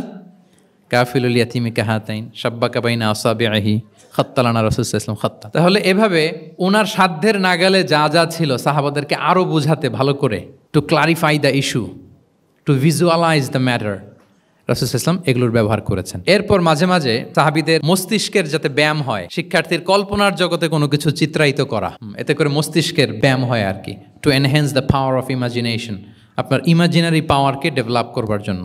রাসূল সাল্লাল্লাহু আলাইহি ওয়াসাল্লাম হাদিসে এরকম অনেক কথা বলেছেন যে তোমরা একটু ভাবো তো, এরকম হইলে কেমন হয়, এমন হইলে কেমন হয়, তেমন হইলে কেমন হবে। এই কথাগুলো যখন বলতেন সাহাবারা ভাবনার জগতে হারিয়ে যেত, ভাবতেন, কল্পনার রাজ্যে হারিয়ে যেতেন, ওনাদের মস্তিষ্কের ব্যায়াম হতো, ইমাজিনেশনের যে পাওয়ার এটা ডেভেলপ করতো, এমনটা পাওয়া যায়। রাসূল ইসলাম একবার বললেন আরাআইতুম লাউ আন্না নাহরান বিবাবি আহাদিকুম ইয়াগতাসিলু মিনহু কুল্লা ইয়াউমিন 5 মাররাতিন হাল ইয়াবকা মিন দারানিহি শাই। আচ্ছা বলো তো, তোমরা একটু ভাবো তো, কল্পনার রাজ্যে হারিয়ে যাও, ভেবে দেখো তো, ধরো যে তোমার বাড়ির সামনে একটা ঝর্ণাধারা আছে বা একটা চমৎকার লেক আছে যেখানে স্বচ্ছ স্ফটিক পানি, তুমি যদি প্রতিদিন ওই ঝর্ণায় যে বা ওই লেকে নেমে 5 বার গোসল করো, তোমার গায়ে কোনো ময়লা থাকবে আর? সাহাবারা কল্পনা করে বলে না, মনে মনে ভাবতেছে যে গোসল করতেছে, 5 বার গোসল করার পরে আর আমার গায়ে দুর্গন্ধ, ঘামের গন্ধ থাকবে কি করে? না, কোনো ময়লা থাকবে না। সাহাবার বলল, লা ইয়া রাসূলুল্লাহ লা ইয়াবকা মিন দারানিহি শাই। রাসূল ইসলাম তখন বললেন, ফাকাযালিকা মাসালুস সালাওয়াতিল খামস, এটা হচ্ছে 5 ওয়াক্ত সালাতের দৃষ্টান্তের মতো। ইয়ামহুল্লাহু বিহিন্নাল খাতায়া, কারো ঘরের সামনে যদি একটা স্বচ্ছ লেক থাকে, পানির ফোয়ারা, সে যদি 5 বার গোসল করে তার গায়ে যেমনি কোনো দুর্গন্ধ, ময়লা, আবর্জনা কিছু থাকে না, কেউ যখন 5 ওয়াক্ত সালাত আদায় করে তখন এই সালাতও তার সব গুনাহগুলোকে ধুয়ে মুছে এরকম পাক পবিত্র সাফ করে দেয়। সুবহানাল্লাহ। বুঝে গেলেন যে সালাওয়াতুল খামস কিভাবে আমাদের পাপ মুছে ক্লিনজিং করে, এটা সাহাবারা ইজিলি বুঝে গেলেন। তাহলে ভেবে দেখো তো, চিন্তা করো তো, এটা বলে বেসিকলি দ্য পাওয়ার অফ ইমাজিনেশনকে রাসূল সাল্লাল্লাহু আলাইহি ওয়াসাল্লাম এনহ্যান্স করার চেষ্টা করলেন। এভাবেও সাহাবাদেরকে তিনি মাঝে মাঝে বুঝাতেন। রাসূল সাল্লাল্লাহু আলাইহি ওয়াসাল্লাম মাঝে মাঝে দেখা যায় যে সহজ করে বুঝাতে যে রূপক অর্থবোধক শব্দের প্রয়োগ করতেন, মাজাজ বা ইস্তেআরা। তো মাজাজ বা ইস্তেআরা মানে হচ্ছে মেটাফোর। কোনো জিনিসকে আরো সহজ করে বোধগম্যময় করতে রাসূল সাল্লাল্লাহু আলাইহি ওয়াসাল্লাম এই মেটাফোরকে ইউজ করতেন। যেমন রাসূল সাল্লাল্লাহু আলাইহি ওয়াসাল্লাম নারীদের প্রতি সদয় হওয়ার জন্য পুরুষদেরকে তিনি বলেছেন রিফকান বিল কাওয়ারির, অর্থাৎ কাঁচগুলোর সাথে ভালো আচরণ করো, মানে কাঁচগুলোকে দেখে রেখো। কাচের পাত্র দিয়ে তিনি নারীদেরকে, স্ত্রীদেরকে বুঝিয়েছেন রিফকান বিল কাওয়ারির। আচ্ছা বলেন তো, কাচের গ্লাস, প্লেট, তৈজসপত্র এক বাড়ি থেকে যদি আরেক বাড়িতে, লেটসে আপনি বাসা শিফট করবেন, আপনার কাছে অনেক কাচের তৈরি গ্লাস, প্লেট, তৈজসপত্র আছে। চট্টগ্রামের এই থানা থেকে ওই থানায় আপনি বাসা চেঞ্জ করবেন, এগুলো নেওয়ার সময় আপনারা কি করেন বলেন? র্যাপিং করে, এক্সট্রা প্রিকশন নিয়ে খুব সাবধানে এটাকে ধরতে হয়, রাখতে হয়, সেট করতে হয়, নামাতে হয়, ঠিক কিনা বলেন? এটা বোঝাতে যে নারীদের সাথে কোমল আচরণ করো, সদয় আচরণ করো, এটা বোঝাতে যে রাসূল সাল্লাল্লাহু আলাইহি ওয়াসাল্লাম বলেছেন রিফকান বিল কাওয়ারির। একবার স্ত্রীরা, আমাদের আম্মা জানেরা রাসূল সাল্লাল্লাহু আলাইহি ওয়াসাল্লামের সাথে সফরে যাচ্ছেন, খুব সম্ভবত হজের সফরে। তো ওনারা যখন পালকিতে চড়বেন, ওখান থেকে হাওদাজে উঠাবেন, খুব দ্রুত তাড়াহুড়ো করে কিছু লোকজন ওই পালকি উঠাচ্ছিল। তখন রাসূল সাল্লাল্লাহু আলাইহি ওয়াসাল্লাম বললেন, ওয়াই হাক ইয়া আনজাসা সাউকাকা রিফকান বিল কাওয়ারির, খুব সাবধানে নিয়ে যাও, কাজগুলোকে একটু দেখে শুনে নাও, কাচের বোতলগুলো, গ্লাসগুলো দেখে শুনে নাও, মানে স্ত্রীদেরকে একটু দেখে শুনে যত্নের সাথে নিয়ে নাও। তাহলে নারীদেরকে কিসের সাথে তুলনা করেছেন? কাচের গ্লাস, কাচের তৈজসপত্র, কাচের সামগ্রী, যাতে বুঝতে সুবিধা হয়। কাচের গ্লাস তোমরা যেমনি ধরো, রাখো, ডিল করো, নারীদের সাথেও এভাবে কি কোমল আচরণ করতে হবে। আচ্ছা, আমি শুরুতেই বলেছিলাম যে রাসূল সাল্লাল্লাহু আলাইহি ওয়াসাল্লামের সাহাবীদেরকে কিছু শেখানো পদ্ধতিটা মেইনলি কি ছিল? কি বেসড? কারো মনে আছে? Q and A based, right? এই তো মাশাআল্লাহ। কিউএনএ মানে প্রশ্নোত্তরমূলক। সাহাবারা প্রশ্ন করতো, রাসূল সাল্লাল্লাহু আলাইহি ওয়াসাল্লাম উত্তর দিতেন।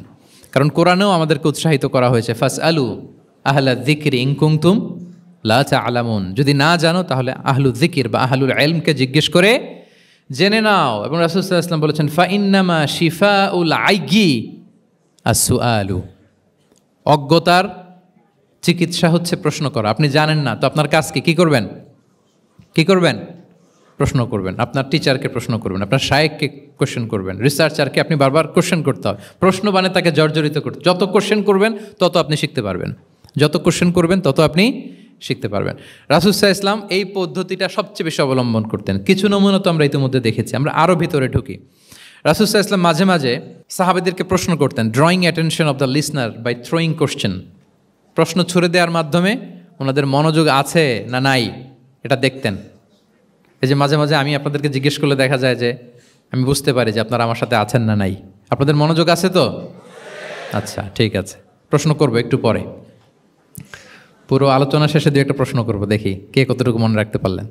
তো রাসূল সাল্লাল্লাহু আলাইহি ওয়াসাল্লাম একবার প্রশ্ন করলেন সাহাবাদেরকে, তাদের অ্যাটেনশন যাতে গ্রো করে। তিনি বললেন যে ইন্না মিনা শাজারি শাজারাতান লা ইয়াসকুতু ওয়ারাকুহা মাসালুহা ইন্নাহা মাসালুল মুসলিম হাদিসুনি মা হিয়া। তিনি সাহাবাদেরকে বললেন, সাহাবারা, এক ধরনের গাছ আছে যেই গাছের পাতা কখনো ঝরে না। কি কখনো ঝরে না? আচ্ছা, এর দৃষ্টান্ত হচ্ছে মুসলিমের দৃষ্টান্তের মতো। হাদিসুনি মা হিয়া, বলো তো এটা কোন গাছ? যখন বলছে কোন গাছ, সাহাবারা চলে গেছে অনেক দূরে। সহজ হলে তার জিজ্ঞেস করবে না, নিশ্চয়ই আনকমন কোনো গাছ। এবার ভাবতেছে, দেখি তো খাইবারে গেছিলাম, খাইবারের আশেপাশে কি গাছ আছে। ওই যে তাবুকে ঘুরে আসলাম, তাবুকের পথিমধ্যে ক্যাকটাস, গুলমলতা, আরবের কি কি গাছ। ঘুরতে ঘুরতে সবাই দেখে যে না, ওগুলোর তো পাতা ঝরে। খুঁজতে খুঁজতে সারা দুনিয়া খুঁজে ফেলতেছে সাহাবারা, কিন্তু ওনাদের নিজেদের জাতীয় গাছ যেটা, ঘরের পিছনে যে গাছের সারি সারি, যেই গাছের ফল খেয়ে ওনারা জীবন ধারণ করেন, যেটা ওনাদের সমাজ রীতি ঐতিহ্য ট্র্যাডিশনের সাথে জড়িত, ওই গাছের নামে ভুলে গেছে, ওইটা মনে করতে পারতেছে, সবাই দূরে চলে গেছে। হাদিসে এসেছে ফাওয়াকা আন্না সুফি সাজারিল বাওয়াদি, দূর দূরান্তের গাছ নিয়ে ভাবতেছে, ভেবে ভেবে হয়রান, কেউ বলতে পারে না। তখন বাধ্য হয়ে রাসূল সাল্লাল্লাহু আলাইহি ওয়াসাল্লামকে বলল, ইয়া রাসূলুল্লাহ আপনি একটু আমাদেরকে বলে দেন যে ইয়া রাসূলুল্লাহ হাদ্দিস না মাহিয়া, এটা কোন গাছ? তখন রাসূল সাল্লাল্লাহু আলাইহি ওয়াসাল্লাম বললেন ইন্নাহা নাখলা, খেজুর গাছ। খেজুর গাছের পাতা পড়ে না, ডাল টেনেও ছিঁড়া যায় না, খুব কষ্ট। তো এটার দৃষ্টান্ত মুসলিমের দৃষ্টান্তের ন্যায়। তাহলে কোনো সাহাবারা পারলেন না। পরবর্তীতে হাদিসের যিনি বর্ণনাকারী আব্দুল্লাহ ইবনে ওমর তখন ছোট ছিলেন, বাড়িতে যাওয়ার পথে ওমর রাদিয়াল্লাহু তাআলা আনহুকে বলতেছেন যে বাবা, আব্বা, এটা যে খেজুর গাছ আমার কিন্তু মাথায় আসছিল। তোমারে ফারুক বলেন, বলো কি, তোমার মাথায় আসছিল, তুমি বললে না কেন? তো উনি বলে নাই কারণ সিনিয়র সাহাবারা পারতেছে না, বাপ চাচারা কেউ পারে না, আমি ছোট মানুষ বইলে আবার কোন বিপদে পড়ি, বিনয়ী মানুষ, উনি আর বলেন নাই, লাজুকতাও কাজ করতেছিল। তোমারে ফারুক বললেন, যদি আজকে তুমি এটার উত্তর নবীর সামনে দিতে পারতা, আমার বুকটা এত বড় হয়ে যেত নবীর সামনে। লাল কপাল বিশিষ্ট উট পেলে আরবরা যত খুশি হয়, আজকে আমি তার চেয়েও বেশি খুশি হয়ে যেতাম। তাহলে ওমরে ফারুক রাদিয়াল্লাহু তাআলা আনহু ওনার ছেলে আব্দুল্লাহ ইবনে ওমর, উনি এটার উত্তর ধরতে পারছেন, কিন্তু উনি বলেন নাই। তাহলে দেখেন রাসূল সাল্লাল্লাহু আলাইহি ওয়াসাল্লাম এরকম কোশ্চেন করতেন, কোশ্চেন করে তারপরে উত্তরটা বলতেন, এতে আর মানুষ ভুলে না। বাংলা একটা কথা আছে যে শিখেছ কোথায়, ঠেকেছি যেথায়। জিজ্ঞেস করছে, পারি না, মনে আসে না, হঠাৎ করে যখন উত্তরটা বলে, এইটা যেরকম মনে থাকে আজীবন, অন্য কিছু থাকবে না। একটু যদি ঠেকে ঠেকে পারতেছি না, বুঝতেছি না, এরপর যখন বুঝায় দেওয়া হয়, ভালো করে শিখে নেই, এইটা আজীবন মনে থাকে ব্রেইনে। এই পদ্ধতিটা রাসূল সাল্লাল্লাহু আলাইহি ওয়াসাল্লাম অবলম্বন করতেন। প্রশ্ন করে অপারক করে দিতেন, কেউ পারে না, এরপর রাসূল সাল্লাল্লাহু আলাইহি ওয়াসাল্লাম বুঝিয়ে বলতেন, সবার একেবারে ব্রেইনের মধ্যে, মস্তিষ্কে এটা গেঁথে যেত। তাহলে প্রশ্ন ছুটতেন। আচ্ছা, এরকম অনেক হাদিস আপনারা পাবেন রাসূল সাল্লাল্লাহু আলাইহি ওয়াসাল্লাম প্রশ্ন করে তারপরে উত্তর দিয়েছেন। আতাদরুনা মাল গাইবা, তোমরা কি জানো গীবত কি? সাহাবারা বলে, আল্লাহ আল্লাহ রাসূল ভালো জানেন। যিকরাকা আখাকা বিমা ইয়াকরা, বলে দিলেন। আতাদরুনা মানিল মুফলিস, তোমরা কি জানো মুফলিস কে? এইভাবে প্রশ্ন করতে করতে সাহাবাদেরকে শিখাতেন। আচ্ছা, আল্লাহ রাসূল সাল্লাল্লাহু আলাইহি ওয়াসাল্লামের আরেকটা অভ্যেস ছিল প্রশ্নের পিঠে প্রশ্ন ছুড়ে দেওয়া। মানে কোনো সাহাবী যদি প্রশ্ন করতো, রাসূল সাল্লাল্লাহু আলাইহি ওয়াসাল্লাম তো উত্তর দিয়ে জানিয়ে দিতেন। মাঝে মাঝে জানিয়ে না দিয়ে প্রশ্নের পিঠে আবার উনি কী করতেন? প্রশ্ন ছুড়ে দিতেন। এটাও পাওয়া যায়। আচ্ছা, এক সাহাবী এসে বলল, ইয়া রাসূলাল্লাহ মাতা সাআ, হে নবী, কিয়ামত কখন হবে? রাসূল সাল্লাল্লাহু আলাইহি ওয়াসাল্লাম কখন হবে উত্তর না দিয়ে প্রশ্ন করলেন, ওয়া মাযা আ'দাত্তা লাহা, কিয়ামতের তোমার কি প্রিপারেশন, আগে ওইটা বলো। কিয়ামত কবে হবে জানার জন্য এত ব্যতিব্যস্ত, আগে বলো হোয়াটস ইউর প্রিপারেশন ফর কিয়ামা, তোমার কি প্রস্তুতি? তাইলে আরেকটা প্রশ্ন। প্রশ্নের বিপরীতে উনি উত্তর না দিয়ে উনি আবার কি করলেন? সবাই বলুন তো, উনি আবার কি করলেন? উনি নিজে আবার প্রশ্ন করলেন। তুমি জিজ্ঞেস করলে কিয়ামত কবে, তুমি বলো কিয়ামতের প্রিপারেশন কি নিছো বলো। তো সে বলে যে লা শাই ইয়া রাসূলুল্লাহ, আমার কোনো প্রিপারেশন নাই, ইল্লা আন্নী উহিব্বুল্লাহ ওয়া রাসূলা, শুধু একটা জিনিসই আছে যে আমি আল্লাহ এবং আল্লাহর রাসূলকে ভালোবাসি। রাসূল সাল্লাল্লাহু আলাইহি ওয়াসাল্লাম বললেন, আনতা মা আমান আহবাবতা, তুমি যাদেরকে ভালোবাসো তাদের সাথেই জান্নাতে থাকবে। আল্লাহ আল্লাহর রাসূলকে ভালোবাসো, তাদের সাথে তুমি কই থাকবে? জান্নাতে থাকবে। তাহলে প্রশ্নের পিঠে প্রশ্ন ছুড়ে দেওয়া। এরপর একই প্রশ্নের জবাবে ভিন্ন ভিন্ন জনকে ভিন্ন ভিন্ন উত্তর দিয়েছেন রাসূল সাল্লাল্লাহু আলাইহি ওয়াসাল্লাম। এটাকে এডুকেশনের ভাষায় বলে পার্সোনালাইজেশন। কি বলে? মানে যার যেটা লাগবে। শিক্ষক ভালো বুঝে, কয়েকটা ক্লাস নিলে উনি বুঝে ফেলে যে কার রিসিভিং ক্যাপাসিটি কতদূর, কার কোনটাতে ঘাটতি, কার কোনটাতে সমস্যা। একজন আদর্শ শিক্ষক, একজন চৌকস শিক্ষক, তিনি খুব সহজে এটা ধরে ফেলেন। তো রাসূল সাল্লাল্লাহু আলাইহি ওয়াসাল্লাম হি was a very good observer. তিনি বুঝে ফেলতেন যে কার কোনটায় ঘাটতি, ফলে একই প্রশ্নের উত্তর উনি এক একজনকে এক একভাবে দিতেন। কেন? Based on the need of the addressee, যার যেটা দরকার ওইটার উপর গুরুত্ব আরোপ করে, যার যেটাতে ঘাটতি আছে সেটাতে গুরুত্ব আরোপ করে তিনি এক একজনকে কী করতেন? এক এক রকম উত্তর। অনেক সাহাবারা এরকম প্রশ্ন করেছেন যে আইয়ুল আমালি আফদাল ইয়া রাসূলুল্লাহ, সবচেয়ে শ্রেষ্ঠ আমল কোনটা? তিনি এক একজনকে এক একটা বলেছেন। কখনো বলেছেন যে আল্লাহর উপর ঈমান আনা, আল ঈমানু বিল্লাহি ওয়াহদা। কাউকে বলেছেন যে আল জিহাদ ফি সাবিলিল্লাহ, কাউকে বলেছেন আস-সালাতু ফি ওয়াক্তিহা, অন টাইমে সালাত পড়া। তার মানে যার যেটাতে ঘাটতি ছিল। কাউকে বলেছেন বিররুল ওয়ালিদাইন, কারণ তিনি দেখেছেন তার সাথে তার মা বাবার সম্পর্কে একটু ঘাটতি আছে, তারা এটা বলি, কারণ সবগুলোই ভালো কাজ, সবগুলোই কি ভালো কাজ। তাহলে যার যেটাতে ঘাটতি আছে সেটাতে গুরুত্ব আরোপ করা, এটা রাসূল সাল্লাল্লাহু আলাইহি ওয়াসাল্লাম করেছেন। মাঝে মাঝে রাসূল সাল্লাল্লাহু আলাইহি ওয়াসাল্লাম সাহাবীদেরকে, মানে শিক্ষার্থীদেরকে উত্তর জানার জন্য ব্যাপকভাবে আগ্রহী করে তুলতেন। হ্যাঁ, এটা আরবিতে বলে তাশবিকুস সামিঈন ইলা মারিফাতিল জওয়াব, উত্তর শোনানোর জন্য আগ্রহী করে তোলা। সেক্ষেত্রে মাঝে মাঝে তিনি একটা দুটা শব্দ ইউজ করতেন, কীরকম, যেমন আওয়ালা আদুল্লুকুম অথবা আলা উখবিরুকুম, আমি কি তোমাদের বলবো না। এটা বললে সাহাবারা বলতেন বলেন বলেন ইয়া রাসূলুল্লাহ, অবশ্যই বলবেন, বালা ইয়া রাসূলুল্লাহ। আওয়ালা উখবিরুকুম, আমি কি তোমাদের জানিয়ে দিব না। সাহাবারা বলতেন ইয়া রাসূলুল্লাহ, অবশ্যই আপনি আমাদের জানিয়ে দিবেন। যেমন তিনি বললেন যে কেউ জান্নাতে যাবে না মুমিন হওয়া ছাড়া, কেউ ইমানদার হতে পারবে না যতক্ষণ না একে অপরকে তোমরা ভালো না বাসো।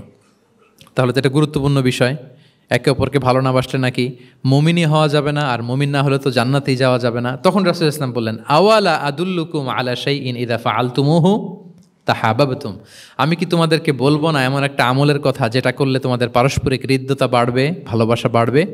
তখন তিনি বললেন সেটা কি, আফশুস সালামা বাইনাকুম, তোমাদের মাঝে ব্যাপক সালামের প্রসারণ করো, সালামের প্রসার করো, একে অপরকে বেশি বেশি সালাম দাও। ব্যাপারটাকে এইভাবে প্রেজেন্ট না করে উনি যদি বলতেন সাহাবারা বেশি বেশি সালাম দিও, এটা সওয়াবের কাজ অনেক। এটা হচ্ছে একটা প্রেজেন্টেশন। আর একটা হচ্ছে এমনভাবে এটাকে উপস্থাপন করা যে মুমিন না হলে জান্নাতে যাবা না, আর একে অপরকে ভালো না বাসলে মুমিন হতে পারবে না। তোমরা কি জানো কি করলে একে অপরের মধ্যে ভালোবাসা বাড়ে? এরপর রাসূল সাল্লাল্লাহু আলাইহি ওয়াসাল্লাম বলতেন যে সালাম দেওয়ার মাধ্যমে ভালোবাসা বাড়বে। আরেকটা পদ্ধতি ছিল অবজারভেশন অ্যান্ড কারেকশন। রাসূল সাল্লাল্লাহু আলাইহি ওয়াসাল্লাম, আমি আলোচনার শুরুতেই বলেছি, হি was a very good observer, চমৎকার পর্যবেক্ষণ করতেন এবং সংশোধন দিতেন। কে কি করছেন এটা খেয়াল রাখতেন, মানে চোখ কান খোলা রাখতেন। বাংলা আমরা কি বলি, চোখ কান খোলা রাখা। মসজিদে নববীতে এরকম ভুরি ভুরি পাবেন যে রাসূল সাল্লাল্লাহু আলাইহি ওয়াসাল্লাম কে কী করতেছে অবজার্ভ করতেছে, ওইটার উপর বেস করে তাকে নাসিহা করতেছে। একটা বিখ্যাত হাদিস তো আপনারা জানেন, রাসূল সাল্লাল্লাহু আলাইহি ওয়াসাল্লাম বসা, এক বেদুইন আসলো, এসে তার উটটা মসজিদে নববীতে বাঁধলো, বেদে 2 রাকাত নামাজ পড়লো, নামাজ পড়ে হাত তুলে আল্লাহর কাছে দোয়া করে, ইয়া আল্লাহ আল্লাহুম্মা আরহামনি ওয়া মুহাম্মাদা ওয়ালা তারহাম মা'ানা আহাদা, মানে ও আল্লাহ তুমি শুধু আমারে রহম করো আর মুহাম্মদ সাল্লাল্লাহু আলাইহি ওয়াসাল্লামের রহম করো, আমাদের দুইজনের সাথে আর কাউরে রহম করো না তুমি। বেদুইন তো কি, বেদুইন, মরুপল্লীতে বসবাস। আদাবুদ দোয়া, দ্য এটিকেটস অফ দোয়া, দোয়ার যে একটা আদব আছে, অন্যের জন্য দোয়া করলে যেটা নিজের লাভ, এগুলো তো জানে না। আল্লাহ তুমি আমারে মাফ করো, মুহাম্মদ সাল্লাল্লাহু আলাইহি ওয়াসাল্লামকে মাফ করো, আমাদের ছাড়া আর কাউরে মাফ করো না, কাউরে রহম করো না। তো এটা রাসূল সাল্লাল্লাহু আলাইহি ওয়াসাল্লাম দূর থেকে বসে বসে অবজার্ভ করছেন আর বললেন, হায় রে, লোকটা একটা প্রশস্ত জিনিসকে সংকীর্ণ বানায় ফেললো। গোটা বিশ্বের সবাইকে যদি আল্লাহ ক্ষমা করে, রহম করে, আল্লাহর রহমের দরিয়ায় কোনো ঘাটতি হবে বলেন তো? হবে? একটা প্রশস্ত বিষয়কে সে সংকীর্ণ করে ফেললো। এরপর কতটা সে বেদুইন কি প্রকৃতির ছিল দেখেন, দোয়া টোয়া শেষে মসজিদে নববীর মাঝখানে বসে পেশাব করা আরম্ভ করছে। বিখ্যাত হাদিস জানেন, সবাই মারতে গেল, রাসূল ইসলাম থামালেন, বললেন পানি ঢেলে দাও, আর তাকে ডেকে বললেন, দেখো তুমি যে এখানে এই কাজটা করলা, প্রস্রাব করলা, এটা আমাদের এই মদিনার কমিউনিটির এবাদতগাহ। এখানে এই কমিউনিটির লোকেরা নামাজ পড়ে, আল্লাহর জিকির করে, আল্লাহর কিতাব তেলাওয়াত করে, এটা কি ঠিক হলো তোমার? সে তো লজ্জায় অনুতপ্ত হয়ে কাচুমাচু। তাহলে এই যে অবজারভেশন করতেন এবং কারেকশন করতেন। আবার একদিন মসজিদে নববীতে বসা এক সাহাবী এসে নামাজ পড়লেন, নামাজ রাসূল ইসলাম দূর থেকে দেখতেছেন লোকটা কি করে। নামাজ পড়লো 2 রাকাত, পরে এসে নবীকে সালাম দিল। রাসূল ইসলাম সালামের উত্তর দিয়ে বললেন, ইরজি' ফাসাল্লি ফাইন্নাকা লাম তুসাল্লি, যাও আবার পড়ো, কারণ তুমি নামাজ পড়ো নাই, মানে নামাজটা ঠিক মতো হয় নাই। ইউ ডিডন্ট অফার ইউর সালাহ in a correct way, proper manner. ওই সাহাবী যে আবার 2 রাকাত পরে আসলেন, রাসূল ইসলাম একই কথা বললেন, ইরজি' সল্লি ফাইন্নাকা লাম তুসাল্লি, হয়নি নামাজ, আবার পড়ো। আবার পরে আসলেন, আবারও একই কথা। এখন 3 বার পড়ার পরেও যখন হয় না, বেচারা ভাবলেন আবার যে বললে তো একই হবে, আমি তো এটাই জানি। তিনি বললেন, মা উহসিনু গায়রাহ, ইয়া রাসূল এর চেয়ে ভালো আমি আর পারি না, ফাআল্লিমনি ইয়া রাসূলুল্লাহ, হে নবী আমাকে একটু শিখিয়ে দেন কিভাবে পড়ব। রাসূল সাল্লাল্লাহু আলাইহি ওয়াসাল্লাম বললেন, যখন নামাজে দাঁড়াবে আল্লাহু আকবার বলে দাঁড়াবে, এরপর কোরআন থেকে যা সহজ লাগে পড়বে, তাড়াহুড়ো করবে না। কি করবে না? সবাই বলেন, কি করবে না? নামাজে কোনো তাড়াহুড়ো নাই, নো রাশিং ইন সালাহ, নো হ্যাস্টিনেস ইন সালাহ। নামাজে আমরা খুব তাড়াহুড়ো করি, এটা নামাজের যে প্রাণ, সালাতের প্রাণকে, রূহকে নষ্ট করে দেয়।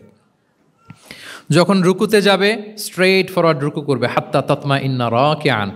রাসূল সাল্লাল্লাহু আলাইহি ওয়াসাল্লামের রুকুর পিঠটা ছিল একেবারে স্ট্রেইট, এই টেবিলটা যেরকম স্ট্রেইট এরকম স্ট্রেইট। লাউ সাব্বা আলাইহিল মা লাস্তাকার, পানি ভর্তি একটা বোতল যদি রাসূল সাল্লাল্লাহু আলাইহি ওয়াসাল্লামের রুকু দেয়া পিঠের উপর রাখতো, পানিটাও পড়তো না, বোতলটাও পড়তো না, স্ট্রেইট। এরকম উদাহরণ দিয়ে সাহাবারা বলতেন যে এত স্ট্রেইট রুকুর পিঠ যে পানি ভর্তি গ্লাস রাখলে পানিটাও কাঁপবে না, বোতলটাও পড়বে না। রাসূলুল্লাহ সাল্লাল্লাহু আলাইহি ওয়াসাল্লাম বলতেন, সবচেয়ে বড় চোর যারা নামাজে চুরি করে।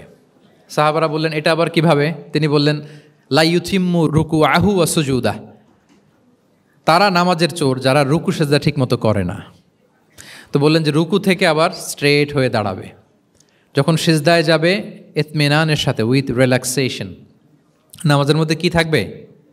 রিল্যাক্সেশন থাকবে। যখন বললেন যে এই এক রাকাত যেমনি তোমাকে শিখালাম, সব নামাজ তুমি এইভাবে পড়বা, উইথ রিল্যাক্সেশন, নো রাশিং, তখন সাহাবী শিখে গেলেন। তাহলে এই যে অবজারভেশন অ্যান্ড কারেকশন, দেখতেন হোয়াটস গোয়িং অন অ্যারাউন্ড, কী হচ্ছে, ভুল হলেই শুধরে দিতেন। হজের দিন উনি ওটের সামনে বসা, পেছনে ফদল ইবনে আব্বাস রাদিয়াল্লাহু তাআলা আনহু, আব্দুল্লাহ ইবনে আব্বাসের ভাই, রাসূল সাল্লাল্লাহু আলাইহি ওয়াসাল্লামের কাজিন, রাসূল সাল্লাল্লাহু আলাইহি ওয়াসাল্লামের কি কাজিন। তো রাসূল সাল্লাল্লাহু আলাইহি ওয়াসাল্লাম বিভিন্ন মাসআলার উত্তর দিচ্ছেন। কী করতেছেন? মাসআলার উত্তর দিচ্ছেন। রাসূল সাল্লাল্লাহু আলাইহি ওয়াসাল্লাম হজ করেছিলেন কয়টা বলেন তো দেখি, কে জানে?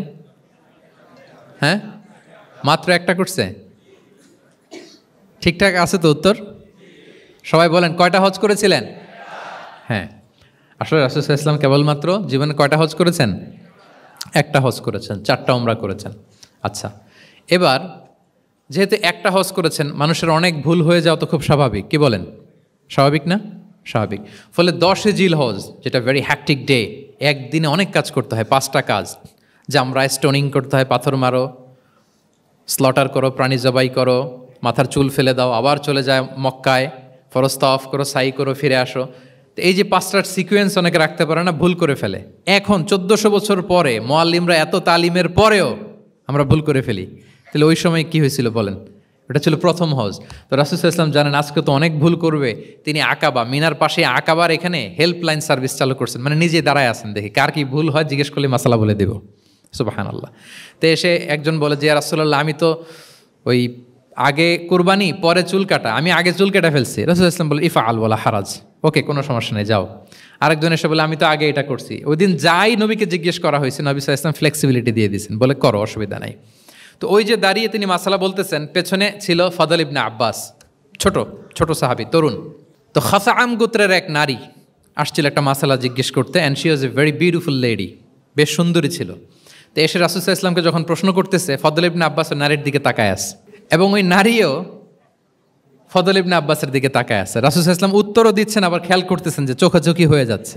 যখনই তিনি অবজার্ভ করলেন যে ফদল ইজ ক্রসিং দ্য লিমিট, একবার চোখ পড়তে পারে, তারপর তো নামিয়ে ফেলতে হবে, সে যখন তাকিয়ে আছে, নারীও তাকিয়ে আছে, তখন রাসূল সাল্লাল্লাহু আলাইহি ওয়াসাল্লাম কী করলেন? ওয়াজআলা নবী সাল্লাল্লাহু আলাইহি ওয়াসাল্লাম ইয়াসরিফু ওয়াজহাল ফদলি ইলা শিক্কিল আখার, সাথে সাথে ফদলকে বললেন, ফদল ওইদিকে না, এইদিকে তাকাও, এইভাবে।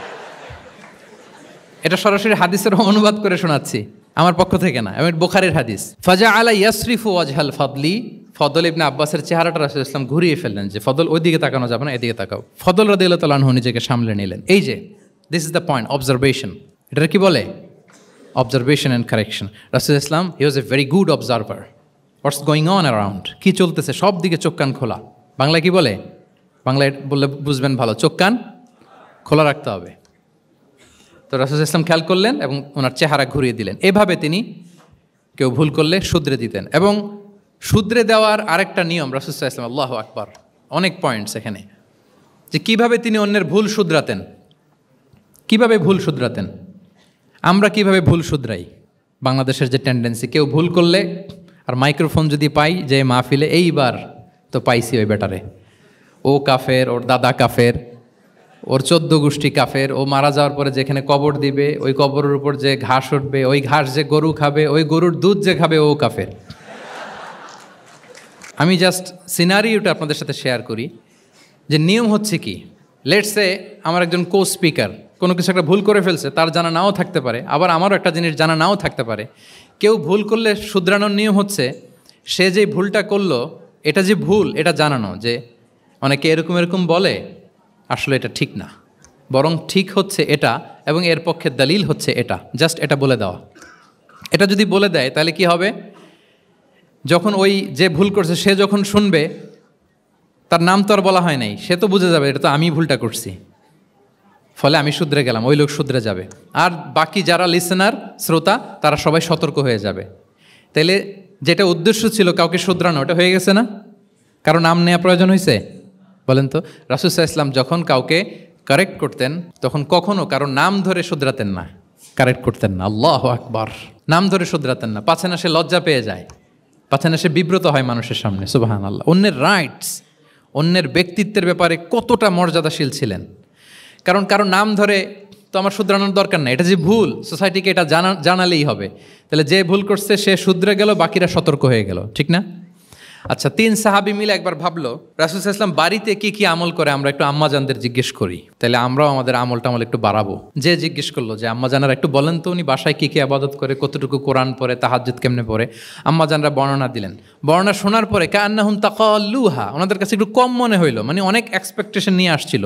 তারা ভাবছিল মানে রাতে ঘুমাই না, সারা রাত তাহাজ্জুদ আর কান্নাকাটি করে রাসূল সাল্লাল্লাহু আলাইহি ওয়াসাল্লাম কাটায় দেয়, তাদের এরকম একটা ধারণা ছিল। কিন্তু এসে শুনে যে না, আসার পরে নাকি ঘুমোতে যায়, অনেকক্ষণ ঘুমিয়ে সেই মাঝরাতে নাকি ওঠে। যা যা বর্ণনা শুনলো কান্নাহুম তাকাল্লুহা, এদের কাছে একটু কম মনে হলো। তো একজন বলতেছে আরে কম না, আইনা নাহনু মিন রাসূলিল্লাহ, কোথায় আল্লাহ রাসূল আর কোথায় আমরা। গফিরা লাহু মা তাকাদ্দামা মিন যামবিহি ওয়া মা তাআখার, ওনার তো আগের পরের সব গুনাহ মাফ। আদতে তো গুনাহই নাই, নবীরা তো মাসুম। তো ওনার সাথে কি আমাদের তুলনা, আমাদের এত কম করলে হবে না, তো কি করতে হবে? একজন বলে যে আজকে থেকে আমি আর ঘুমাবোই না সারা রাত তাহাজ্জুদ পড়বো। আচ্ছা, আরেকজন বলে আমি আর না খেয়ে মানে রোজা ছাড়া থাকবো না, আমি সাওমে ভিসাল করব, সারা বছর রোজা রাখবো, যা করে আল্লাহ, রোজা থামাবো না, আমি রেগুলার রোজা রেখেই যাব। আচ্ছা, আরেকজন বলে আমি আর আমার স্ত্রীদের কাছেই যাব না, আমি সন্ন্যাসী জীবন নিয়ে নিলাম, আমি সন্ন্যাসী থাকবো, স্ত্রীদের সাথে মেলামেশাতে এই আমি যাব না, আমি এটা থেকে বিরত থাকবো। এই কথা যখন রাসূল সাল্লাল্লাহু আলাইহি ওয়াসাল্লামের কানে গেল, রাসূল সাল্লাল্লাহু আলাইহি ওয়াসাল্লাম রেগে গেলেন। রেগে গিয়ে সাহাবীদেরকে জড়ো করলেন। জড়ো করে তিনি বলতে আরম্ভ করলেন, আনতুমুল্লাযীনা কুলতুম কাযা ওয়া কাযা, আচ্ছা তোমাদের মধ্যে কে কে নাকি এরকম বলছে। সুবহানাল্লাহ। তিনি বলতে পারতেন এই আব্দুল্লাহ স্ট্যান্ড আপ, দাঁড়াও, আব্দুর রহিম দাঁড়াও, এই আব্দুল সাত্তার তুমি নাকি বলছো যে সারা রাত, এটা একটা কথা বললা তুমি নাকি বলছো যে সারা বছর রোজা, এটা তুমি কি কথা বল, তো ভুল কাজ করছো, এটাও জানো না তুমি নাকি বলছো স্ত্রীদের সাথে মিশবা না। এরকম যদি Abdullah, Abdur Rahman, just for example, এইভাবে দাঁড় করিয়ে যদি নাম ধরে ধরে বলতেন, ওনারা সাহাবীদের সামনে লজ্জিত হতেন না? না। আনতুমুল্লাযীনা কুলতুম কাযা ওয়া কাযা, এটাই রাসূল সাল্লাল্লাহু আলাইহি ওয়াসাল্লামের কাউকে কারেক্ট করার, তাসহিহ করার অভ্যেস ছিল। মা বালু আকওয়ামিন ইয়াকুলুনা কাযা ওয়া কাযা, মাঝে মাঝে বলতেন মা বালু আকওয়ামিন ইয়াফআলুনা কাযা ওয়া কাযা, তোমাদের মধ্যে কেউ নাকি এমনটা বলে, তোমাদের মধ্যে কেউ নাকি এমনটা করে।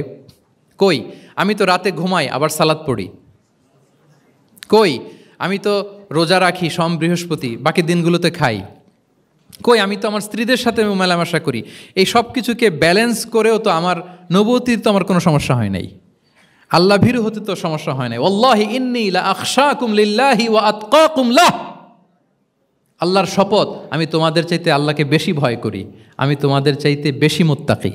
তারপরেও এরকম ব্যালেন্সড লাইফ লিড করাতে আমার তো কোনো সমস্যা হয় নাই, তোমাদের কেন সমস্যা হলো, তোমরা এটা কোথায় পেলে? ফামান রাগিবা আন সুন্নাতি ফালাইসা মিন্নি, জেনে রাখো আমি যে স্ট্যান্ডার্ড ঠিক করে দিয়েছি এটাই সর্বশ্রেষ্ঠ ইবাদত, এর বাইরে যে কেউ যদি কিছু করে আমার সুন্নতের বাইরে, সে আমার দলভুক্ত হতে পারবে।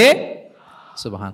এরকম যখন ধমক দিয়ে শাসিয়ে দিলেন, যেই 3 জন সাহাবী এই কথা বলছিল ওনারা তো শুধরে গেলেন, ওনারা তো টের পাচ্ছেন যে এগুলো আমাদের কি বলতেছে, ওনারা টের পাচ্ছেন না, শুধরে গেলেন, আর বাকিরা সতর্ক হয়ে গেলেন। আল্লাহু আকবার। সো এটা হচ্ছে কারেক্ট করার নিয়ম। এখন আমরা কি করি, কেউ একটা ভুল করলে তখন তাকে ধরি, তার 14 পুরুষ নিয়ে কথা বলি, তার ব্যাপারে যদি আমার কোনো তিক্ত অভিজ্ঞতা থাকে, ঝাল মেটানোর একটা সুযোগ পেলাম, আমি ঝাল মেটাই, তাকে ছোট করি, হেয় করি, হেন কোনো কথা নাই যে আমি বলি না। একটাও কি রাসূল সাল্লাল্লাহু আলাইহি ওয়াসাল্লামের সুন্নাহর মধ্যে পড়ে? বলেন তো না। তাহলে মন গড়া পদ্ধতিতে আমরা কাউকে সংশোধন করতে চাচ্ছি না, আর এইভাবে করলে সংশোধন হবেও না। সে মানবিক কারণেই তার ইগোইস্টিক প্রবলেম চলে আসবে, যে সে আমাকে ছোট করলো, আমার নাম ধরে সে এত মানুষের সামনে অপমান করলো, সে হয়তো শুধরানোর যে রাস্তাটা ছিল ওইটাও বন্ধ হয়ে গেল, ঠিক কিনা বলেন? তাহলে রাসূল সাল্লাল্লাহু আলাইহি ওয়াসাল্লাম এভাবে শুধরাতেন। আর তামিম ফি তাসওয়িবিল আখতা, কারো ভুল শুধরাতে গেলে ইন জেনারেলি শুধরাতেন, যাদের শুধরানোর তারা শুধরে যেত, বাকিরা সতর্ক হয়ে যেত। আচ্ছা, আরেকটা পদ্ধতি ছিল ক্লিয়ার মিসকনসেপশন। কারো মিসকনসেপশন থাকলে রাসূল সাল্লাল্লাহু আলাইহি ওয়াসাল্লাম এটা ক্লিয়ার করে দিতেন। এক সাহাবী মনে করতেন ভালো জামা পরলে বুঝি অহংকার হয়, তিনি খুব সুন্দর ছিলেন দেখতে, খুব ভালো পোশাক পরিচ্ছদ পরতে পছন্দ করতেন। তিনি একবার বললেন, ইয়া রাসূলুল্লাহ, ভালো পোশাক পরলে কি অহংকার হয়? রাসূলুল্লাহ ইসলাম বললেন, না। ইয়া রাসূলুল্লাহ, আমি ভালো জুতা পরতে পছন্দ করি, এটা কি অহংকার হয়? না, এটা অহংকার হয় না। আমি মানুষকে খুব খাওয়াতে পছন্দ করি এবং আমি চাই আমার চেয়ে যেন কেউ এই কাজে আগাতে না পারে, আমিই খাওয়াবো, এটা কি অহংকার? রাসূলুল্লাহ ইসলাম বললেন, না, এটা অহংকার না। অহংকার হচ্ছে আল কিবরু বাতারুল হাক্কি ওয়া গামতুন নাস। অহংকার হচ্ছে সত্যকে প্রত্যাখ্যান করা আর মানুষকে তুচ্ছ-তাচ্ছিল্য করা। সুবহানাল্লাহ। তাহলে এই যে মিসকনসেপশন, সে ভাবছে ভালো পোশাক পরলে এটা অহংকার হয়ে যায়, ভালো জামা পরলে অহংকার হয়ে যায়, এগুলো তো অহংকার হয় না, বরং অহংকার হয় সত্যকে প্রত্যাখ্যান করলে আর মানুষকে তুচ্ছ-তাচ্ছিল্য করলে। তাহলে এই জাতীয় মিসকনসেপশন ইন দ্য সোসাইটি, এটাকে তিনি ক্লিয়ার করে দিতেন। আচ্ছা, রাসূল সাল্লাল্লাহু আলাইহি ওয়াসাল্লাম প্র্যাকটিক্যালি শেখানোর চেষ্টা করতেন। কি করতেন? প্র্যাকটিক্যালি, যেটাকে প্রায়োগিক শিক্ষা, ব্যবহারিক শিক্ষা। অজু করে দেখাতেন, এইভাবে অজু করতে হয়। সালাত পড়ে দেখাতেন, সল্লু কামা রাআইতুমুনি উসাল্লি। সালাত তো হচ্ছে আল আমাল আল মুতাওয়ারাস, এই উম্মার অবিচ্ছিন্ন কর্মধারা। সালাত জিবরিল আলাইহিস সালামকে শিখিয়েছেন আল্লাহ, রাসূল সাল্লাল্লাহু আলাইহি ওয়াসাল্লামকে শিখিয়েছেন জিবরিল আলাইহিস সালাম, রাসূল সাল্লাল্লাহু আলাইহি ওয়াসাল্লাম শিখিয়েছেন সাহাবীদেরকে। এইভাবে অবিচ্ছিন্ন কর্মধারা, আরবিতে বলে আল আমাল আল মুতাওয়ারাস। এবং রাসূল সাল্লাল্লাহু আলাইহি ওয়াসাল্লাম বলতেন, সল্লু কামা রাআইতুমুনি উসাল্লি, আমাকে যেমনি সালাত পড়তে দেখো এইভাবে পড়ো। হজের ক্ষেত্রেও বলেছেন, খুদু আন্নি মানাসিকাকুম, হজের বিধানকে দেখে নাও। একবারই তো হজ করেছেন, হাতে কলমে প্র্যাকটিক্যাল গাইডলাইন দিয়ে শিখিয়েছেন। এবং সাহাবারা ভুল করে কিনা মাঝে মাঝে শুনতেন, যেটাকে আরবিতে বলে কেরাতু তিলমিদা আলা শেখ। আব্দুল্লাহ ইবনে মাসউদ রাদিয়াল্লাহু তাআলা আনহুকে রাসূল সাল্লাল্লাহু আলাইহি ওয়াসাল্লাম একবার বললেন, আব্দুল্লাহ একটু তেলাওয়াত করো তো। তিনি বললেন, আকরাউ আলাইকা ওয়া আলাইকা উনজিল, হে নবী, আমি আপনার সামনে দাঁড়ায় তেলাওয়াত করব, আপনার উপর কোরআন নাজিল হয়।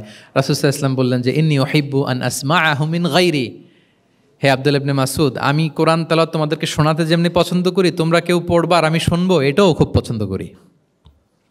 কারণ উনি প্ল্যান করে রাখছেন আব্দুল্লাহ ইবনে মাসউদ কি হবেন, তিনি কিছুদিন পরে উম্মার শিক্ষক হবেন। ওইখানে আবার ভুলটুল করে ফেলেন কিনা উনি জাজ করতেছেন। তখন আব্দুল্লাহ ইবনে মাসউদ রাদিয়াল্লাহু তাআলা আনহু সূরা নিসা তেলাওয়াত করে শোনালেন। তাহলে রাসূল ইসলামের একটা পন্থা ছিল, তিনি শুনতেন আবার শোনাতেন। কি করতেন? শুনতেন। প্রতি রমাদানে যতটুকু কোরআন নাজিল হয়েছে তিনি জিবরিল আলাইহিস সালামকে শোনাতেন, আবার জিবরিল আলাইহিস সালাম পুরো কোরআন রাসূল সাল্লাল্লাহু আলাইহি ওয়াসাল্লামকে শোনাতেন। এটা ছিল একটা টেকনিক। আচ্ছা, রাইটিং মেথড, আমরা যেমনি লেখি, অ্যাসাইনমেন্ট, প্রেজেন্টেশন, লেখার মাধ্যমে জ্ঞান বিতরণ, জ্ঞান অর্জন, এটা কম ছিল। আমি আগেই বলেছি, মেইনলি ছিল oral based and Q and A based, কিন্তু লেখাজোখা যে ছিলই না তা না, লেখা জানতো। হাতে গোনা অল্প কিছু সাহাবী মক্কায় লিখতে জানতেন, পড়তে জানতেন।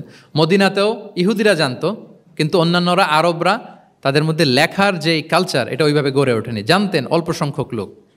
যেমন ওহী লেখক সাহাবী ছিলেন ইবনে কাসিরের বর্ণনা মতে 23 জন। কয়জন? ওনারা খেজুর গাছের ছালে, পাথরে, চামড়ায়, প্রাণীর চ্যাপ্টা হাড়ের মধ্যে কোরআন লিখে রাখতেন।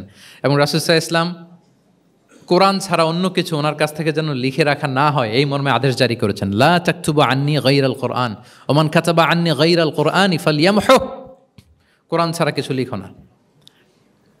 তাহলে কোনটা আমার কথা আর কোনটা আল্লাহর কথা মিক্স আপ হয়ে যাবে। কিন্তু কোরআন যখন অধিকাংশ রেকর্ডেড হয়ে গেল, তখন তিনি হাদিস সংরক্ষণের জন্য, লেখার জন্য পারমিশন দিয়ে দিলেন। যেমন মক্কা বিজয়ের ভাষণের পরে ইয়ামান থেকে আসা এক লোক আবু শাহ বলতেছে, ইয়া রাসূলুল্লাহ, আপনার ভাষণটা আমার একটু লিখে দিলে ভালো হয়। কি দিলে? লিখে দিলে। রাসূল ইসলাম সাহাবাদেরকে বললেন, উক্তুবু লি আবি শাহ, ঠিক আছে, এই ইয়ামানি ভিজিটর, তাকে আমার ভাষণটা তোমরা লিখে দাও। তাহলে এই লেখার পদ্ধতিটা খুব কম ছিল। রাসূল সাল্লাল্লাহু আলাইহি ওয়াসাল্লাম নিজে লিখতেন না, কাতেবে ওয়াহিদের দিয়ে লেখাতেন, কোরআন লেখাতেন। 7ম হিজরিতে যখন সুপার পাওয়ারদেরকে চিঠি লিখিয়েছিলেন, কাতেবে ওয়াহিদদেরকে দিয়ে চিঠি লিখিয়েছেন, এটা রাসূল সাল্লাল্লাহু আলাইহি ওয়াসাল্লাম করতেন। আচ্ছা, সফট স্কিল ডেভেলপমেন্টের ব্যাপারে রাসূল সাল্লাল্লাহু আলাইহি ওয়াসাল্লাম উদ্বুদ্ধ করেছেন। লার্নিং ফরেন ল্যাঙ্গুয়েজ, যেটা কমিউনিকেশন স্কিল, ভাষা জানা, এটা খুব জরুরি। আরবি, ইংরেজি, বাংলা, 3টা ভাষা জানেন কে কে? দেখি ছাত্রদের মধ্যে প্যারালাল, লাইক নেটিভ আর নেয়ার নেটিভ, 5-7 জন আছে না? ল্যাঙ্গুয়েজ আরও ভালো জানতে হবে। আরবিতে একেবারে ফ্লুয়েন্ট হইতে হবে, ইংরেজিতে ফ্লুয়েন্ট হইতে হবে। এই 2টা ল্যাঙ্গুয়েজ যদি আপনার হাতে থাকে, you can win the world for sure, I am telling you. গোটা বিশ্ব আপনি জয় করে ফেলতে পারবেন। তাহলে আইইউসি তো এটার একটা সেন্টার, খুব চমৎকার সুযোগ এখানে আছে আরবিতে মাস্টার হওয়া, ইংরেজিতে মাস্টার হওয়া। তাহলে সফট স্কিল ডেভেলপমেন্টের ব্যাপারে রাসূল সাল্লাল্লাহু আলাইহি ওয়াসাল্লাম উৎসাহিত করেছেন। কিভাবে? ইহুদিরা যখন চিঠি লিখত, কোন ভাষায় লিখত জানেন? হিব্রু ভাষায়, হিব্রু ল্যাঙ্গুয়েজে। এখন এইটা বোঝার জন্য রাসূল সাল্লাল্লাহু আলাইহি ওয়াসাল্লাম এক ইহুদিকে হায়ার করতে হইতো যে তুমি একটু পরে বলো তো ওরা কি লিখলো, আচ্ছা এটা লিখছে। এর বিপরীতে রাসূল যখন আবার চিঠি লিখবেন তখন এক ইহুদিকে ডাকতে হইতো যে আমি বলতেছি আরবিতে, তুমি এটা হিব্রুতে ট্রান্সলেট করে পাঠাও। তো যেহেতু ইহুদিরা বিশ্বাসঘাতকতার অনেকগুলো ইনসিডেন্ট আছে, ট্রেচারি, বিট্রেয়াল ইনসিডেন্ট অনেকগুলো আছে, রাসূল সাল্লাল্লাহু আলাইহি ওয়াসাল্লাম বললেন আমি ইহুদিদেরকে বিশ্বাস করতে পারি না, কারণ একজনটা নিয়ে আসলাম, চিঠি একটা লিখছে একটা, সে অর্থ শোনাইলো আরেকটা। আমি বললাম লিখতে একটা, সে বিশ্বাসঘাতকতা করে লিখে দিল আরেকটা, তাহলে ঝামেলা হয়ে যাবে না? রাসূল সাল্লাল্লাহু আলাইহি ওয়াসাল্লাম তিনি যায়েদ ইবনে সাবিত রাদিয়াল্লাহু তাআলা আনহুকে বললেন যে তুমি এই হিব্রু ল্যাঙ্গুয়েজ শিখবা, শিখে আমার পক্ষ থেকে অন বিহাফ অফ মি তুমি জুইশদেরকে চিঠি লিখবা, ওদের চিঠি আসলে তুমি আমারে পড়ে শোনাবা। ইন্নী লা আমানু আলা ইয়াহুদ ফি কিতাবি, আমি ইহুদিদেরকে বিশ্বাস করি না। রাসূল সাল্লাল্লাহু আলাইহি ওয়াসাল্লাম যখন ওনাকে অ্যাসাইন করলেন এবং দোয়া করলেন, রাসূল সাল্লাল্লাহু আলাইহি ওয়াসাল্লামের দোয়ার বরকতে উনি বলেন যে 15 দিন যেতে না যেতে I became master in Hebrew within 15 days. 15 দিন যেতে না যেতে আমি হিব্রু ভাষায় পণ্ডিত হয়ে গেলাম। এরপর থেকে যত চিঠি ইহুদিদের কাছে লেখা প্রয়োজন হতো আমি যায়েদ ইবনে সাবিত লিখে দিতাম, এবং হিব্রুতে চিঠি আসলে আমি অনুবাদ করে দিতাম। তাহলে দেখেন রাসূল সাল্লাল্লাহু আলাইহি ওয়াসাল্লাম কিন্তু এই কমিউনিকেশন স্কিল ডেভেলপমেন্ট করার জন্য, যেটাকে সফট স্কিল আমরা বলি, ইন্সপায়ার করেছেন না? তাহলে ল্যাঙ্গুয়েজ শিখবেন আপনারা, কি বলেন? শুধু আরবি ইংরেজি না, পারলে জাপানিজও শিখেন, চাইনিজও শিখেন, অনেক কাজে লাগবে। অ্যাটলিস্ট অ্যারাবিক অ্যান্ড ইংলিশ, ইনশাল্লাহ বলেন, সবাই বলেন নাই? মাশাআল্লাহ তাবারাকাল্লাহ। রিজনিং, মারিফাতুল ইল্লা, শুধু একটা লিগ্যাল অপিনিয়ন জানিয়ে রাসূল সাল্লাল্লাহু আলাইহি ওয়াসাল্লাম ক্ষান্ত হতেন না, কেন এটা হালাল কেন হারাম, রিজনিং শিখিয়েছেন তিনি। এটা দীর্ঘ আলোচনা, ফিকহের আলোচনা, ওইদিকে যাব না, জাস্ট বলে রাখলাম পয়েন্টগুলো। ইমোশনাল ইন্টেলিজেন্স তিনি ইউজ করেছেন শিক্ষাদানের ক্ষেত্রে, অর্থাৎ আবেগ অনুভূতিকে নাড়িয়ে দিয়ে ছাত্রকে ইমোশনাল বানিয়ে তারপরে মেসেজ দেয়া। সুবহানাল্লাহি বিহামদিহি। এক যুবক এসে বললেন ইয়া রাসূলুল্লাহ ইদান লি বিজিনা, হে নবী আপনি আমাকে জিনার অনুমতি দিন, জিনার অনুমতি দিন। ফা আকবালাল কওমু আলাইহি ফাজাজারুহু মাহমাহ, সাহাবারা ধমকাতে লাগলো, এই বেয়াদব, লজ্জা শরমের মাথা খেয়ে কি বলো এগুলো তুমি নবীর সামনে, জিনার অনুমতি দাও। ওয়ালা তাকরাবুজ জিনা, আল্লাহ বলেন জিনার কাছেও যেও না, ব্যভিচারের কাছেও যেও না, তুমি নবীর সামনে এসে এই পাপের অনুমতি চাও? রাসূল ইসলাম কিছু বললেন না। একটু পরে যুবককে ডেকে বললেন আতুহিব্বুহু লিবনাতিক, আচ্ছা তুমি যে জিনার অনুমতি চাইলে তোমার কন্যার সাথে কেউ এরকম আচরণ করুক, এটাকে তুমি পছন্দ করবে? সে বলল লা ইয়া রাসূলুল্লাহ, কেউই পছন্দ করবে না এটা। আচ্ছা আতুহিব্বুহু লি উম্মিক, তোমার মায়ের সাথে কেউ অপকর্ম করবে, এটা তুমি পছন্দ করবে? লা ইয়া রাসূলুল্লাহ না। আতুহিব্বুহু লি উখতিক, তোমার বোনের সাথে কেউ এই কাজ করবে, তুমি পছন্দ করবে? সে বলে না। ঠিক তখন রাসূল সাল্লাল্লাহু আলাইহি ওয়াসাল্লাম বললেন তুমি যে এই কাজের অনুমতি চাইলে, যার সাথে তুমি জিনায় লিপ্ত হবে সে তো কারো না কারো মা, কারো না কারো বোন, কারো না কারো আদরের কন্যা, তাহলে কিভাবে তুমি এটা করতে চাও? যুবক লজ্জিত হয়ে গেল, এত লজ্জিত হলো, রাবি বলতেছে ফালাম ইয়াকুন বা'দা যালিকাল ফাতা ইয়ালতাফিতু ইলা শাই, ওই রাবি বলতেছে এরপরে কোনোদিন এই যুবকরা ডানে বায়ে তাকাতেও দেখি নাই, স্ট্রেইট হাঁটতো। সুবহানাল্লাহ। রাসূল ইসলাম দোয়া করেছিলেন তার জন্য, আল্লাহুম্মা গফির যামবাহ ওয়া তাহহির কলবাহ ওয়া হাসসিন ফারজাহ, আল্লাহ তুমি তার গুনাহ মোচন করো, পাপ মোচন করো, আল্লাহ তুমি তার অন্তরকে পরিশুদ্ধ করো, আল্লাহ তুমি তার চরিত্রকে নিষ্কলুষ করে দাও। নবীর দোয়ার বরকতে চিরজীবনের জন্য নিষ্কলুষ পবিত্র তিনি হয়ে গেছেন। তাহলে দেখেন, তাকে অন্যভাবে বুঝাইলে হয়তো কাজ হইতে না, যখন তার নিজের উপর দিয়ে বোঝানো হলো, তোমার বোনের সাথে যদি হয়, তোমার মেয়ের সাথে যদি কেউ এটা করে তুমি মেনে নিতে পারবা?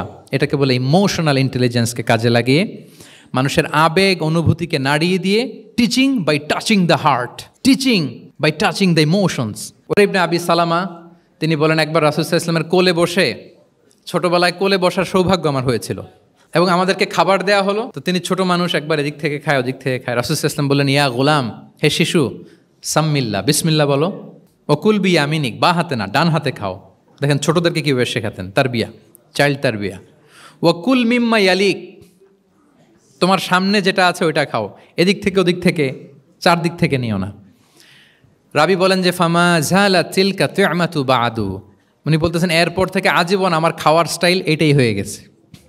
নবীর ওই কথা আমার কানে ঘন্টার মতো বাজে, খাওয়া শুরু করলেই আগে আমি বিসমিল্লাহ বলি, ডান হাত দিয়ে নেই, আর আমার সামনে যেটা আছে ওইটা থেকে খাওয়া শুরু করি।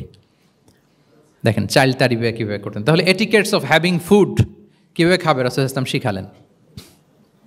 আপনারা জানেন যে হাশিমি খানদান মানে বনু হাশিমদের জন্য জাকাতের সম্পদ খাওয়া, রাসূল ইসলামের বংশের জন্য জাকাতের সম্পদ খাওয়া হারাম।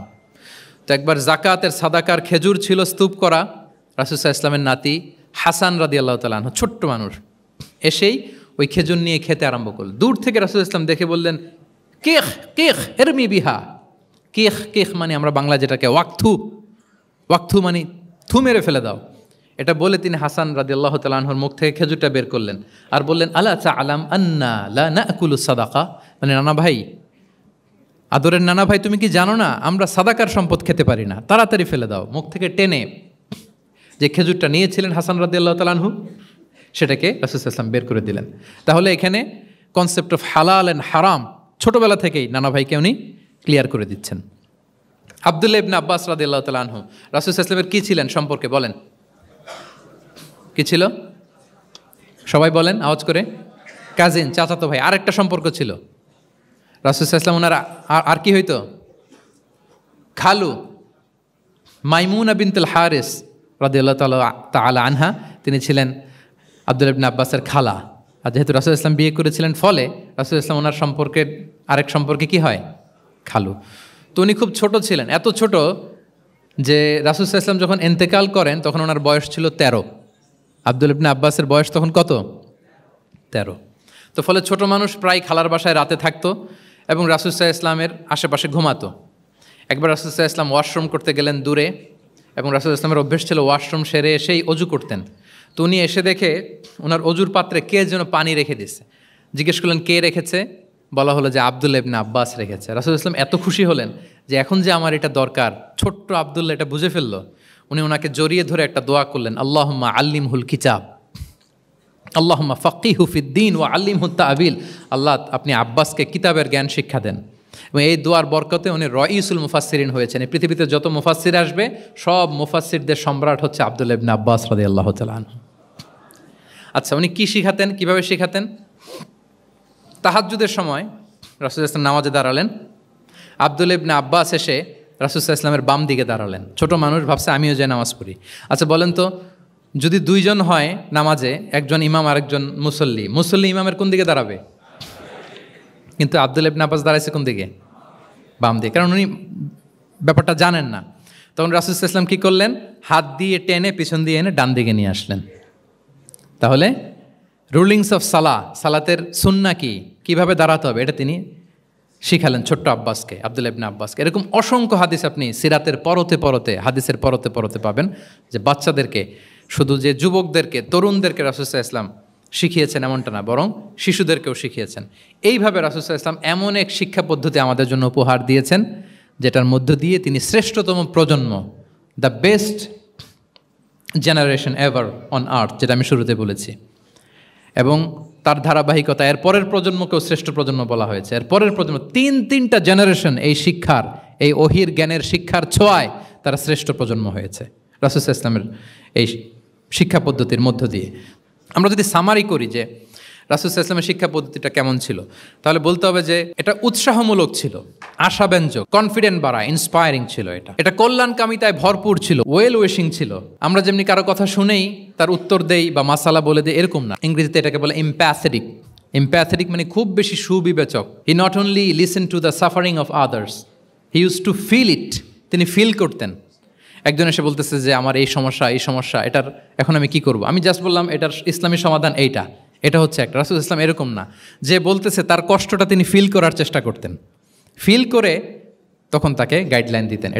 এটাকে বলে এমপ্যাথেটিক, ওয়েল উইশিং ম্যানারের, কল্যাণকামিতায় ভরপুর ছিল তার শিক্ষাদান পদ্ধতি। পরামর্শমূলক ছিল, যেখানে ম্যান্টরিং ছিল, কাউন্সেলিং ছিল। মানে শুধু টিচার হলে এটার আউটপুট একটা, কিন্তু if you work like a mentor, আপনি আপনার শিক্ষার্থীদেরকে মেন্টরিং করতেছেন, তাদেরকে কাউন্সেলিং করতেছেন, এটার আউটপুট হবে অন্যরকম। রাসূল সাল্লাল্লাহু আলাইহি ওয়াসাল্লাম হি worked as a mentor and councillor for the সাহাবা।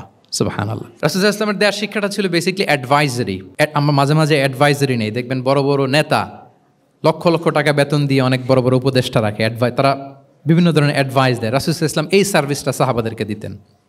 ওনার শিক্ষাটা ছিল অংশগ্রহণমূলক, মানে এঙ্গেজমেন্ট ছিল। একতরফা আমি বলে গেলাম, অথবা একতরফা ওরা বলে গেল, এরকম না। জিজ্ঞেস করতেন, শুনতেন, শোনাতেন, প্রশ্ন করতেন, প্রশ্নের পিঠে প্রশ্ন ছুড়ে দিতেন। ইন্টারেক্টিভ ছিল, পার্টিসিপেটরি ছিল, অংশগ্রহণমূলক। এটাকে আমরা মানে ক্লাসিক স্কলাররা যেটাকে বলে সহবাহ, কি বলে? আমরা বলি না যে সহবতের বড় প্রয়োজন? রাসূল সাল্লাল্লাহু আলাইহি ওয়াসাল্লামের সহবতে মূলত ওনারা নলেজটা অর্জন করেছিলেন, পার্টিসিপেটরি ছিল, এঙ্গেজমেন্ট ছিল। এবং আমরা উল্লেখ করেছি যে Q&A বেস ছিল, প্রশ্নোত্তরমূলক, ওরাল ছিল, যৌক্তিক ছিল, র্যাশনাল, রিজনিং শিখাতেন। কেন এটা হালাল, কেন হারাম, কেন এটা ডুজ অ্যান্ড কেন এটা ডোন্টস, এটা রাসূল সাল্লাল্লাহু আলাইহি ওয়াসাল্লাম বলেছেন। এবং হি use two prioritise the youth in training and grooming. বিশেষ করে বয়স্ক সাহাবাদের থেকে যুবকদেরকে বেশি প্রায়োরিটি দিতেন তালিমের ক্ষেত্রে, তারবিয়ার ক্ষেত্রে, কারণ তারাই উম্মাকে লিড দেবে। তারাই কি উম্মাকে লিড দেবে। এই যে এখানে যারা বসে আছেন, আমার তো মনে হয় বয়স 25 থেকে 30, এর আগেই বেশিরভাগ। সো আপনাদেরকে লিড দিতে হবে আগামীর বাংলাদেশে, ঠিক কি না? এই জন্য রাসূল সাল্লাল্লাহু আলাইহি ওয়াসাল্লাম বাছাই করে করে কোন সাহাবীর কী ধরনের যোগ্যতা আছে এবং ইসলামের জন্য এটা কিভাবে কাজে লাগতে পারে, ওইভাবে সাহাবীদেরকে তিনি গাইড করতেন। এবং সেটার ফলাফল তো আমরা দেখেছি, খয়রুল কুরুনি করনি সুম্মাল্লাযীনা ইয়ালুনাহুম সুম্মাল্লাযীনা ইয়ালুনাহুম। এই ওহির জ্ঞানের স্পর্শে, এই শিক্ষার, এই তালিমের স্পর্শে তারা শ্রেষ্ঠ প্রজন্ম হয়েছেন। এবং তার পরের প্রজন্ম, তিনটা প্রজন্মকে তিনি শ্রেষ্ঠ প্রজন্ম বলে ঘোষণা দিয়েছেন। আমি আর দীর্ঘায়িত করব না। আমরা যদি রাসূল সাল্লাল্লাহু আলাইহি ওয়াসাল্লামের আনিত এই শিক্ষা পদ্ধতি আমাদের শিক্ষা ব্যবস্থার মধ্যে ইনক্লুড করতে পারি, তাহলে আমরাও আমাদের প্রজন্মকে ওইরকম শ্রেষ্ঠ প্রজন্ম হিসেবে গড়ে তুলতে পারবো ইনশাআল্লাহ বিইذনিল্লাহ। আওয়াজ করে সবাই পড়ে ইনশাআল্লাহ বিইذনিল্লাহ।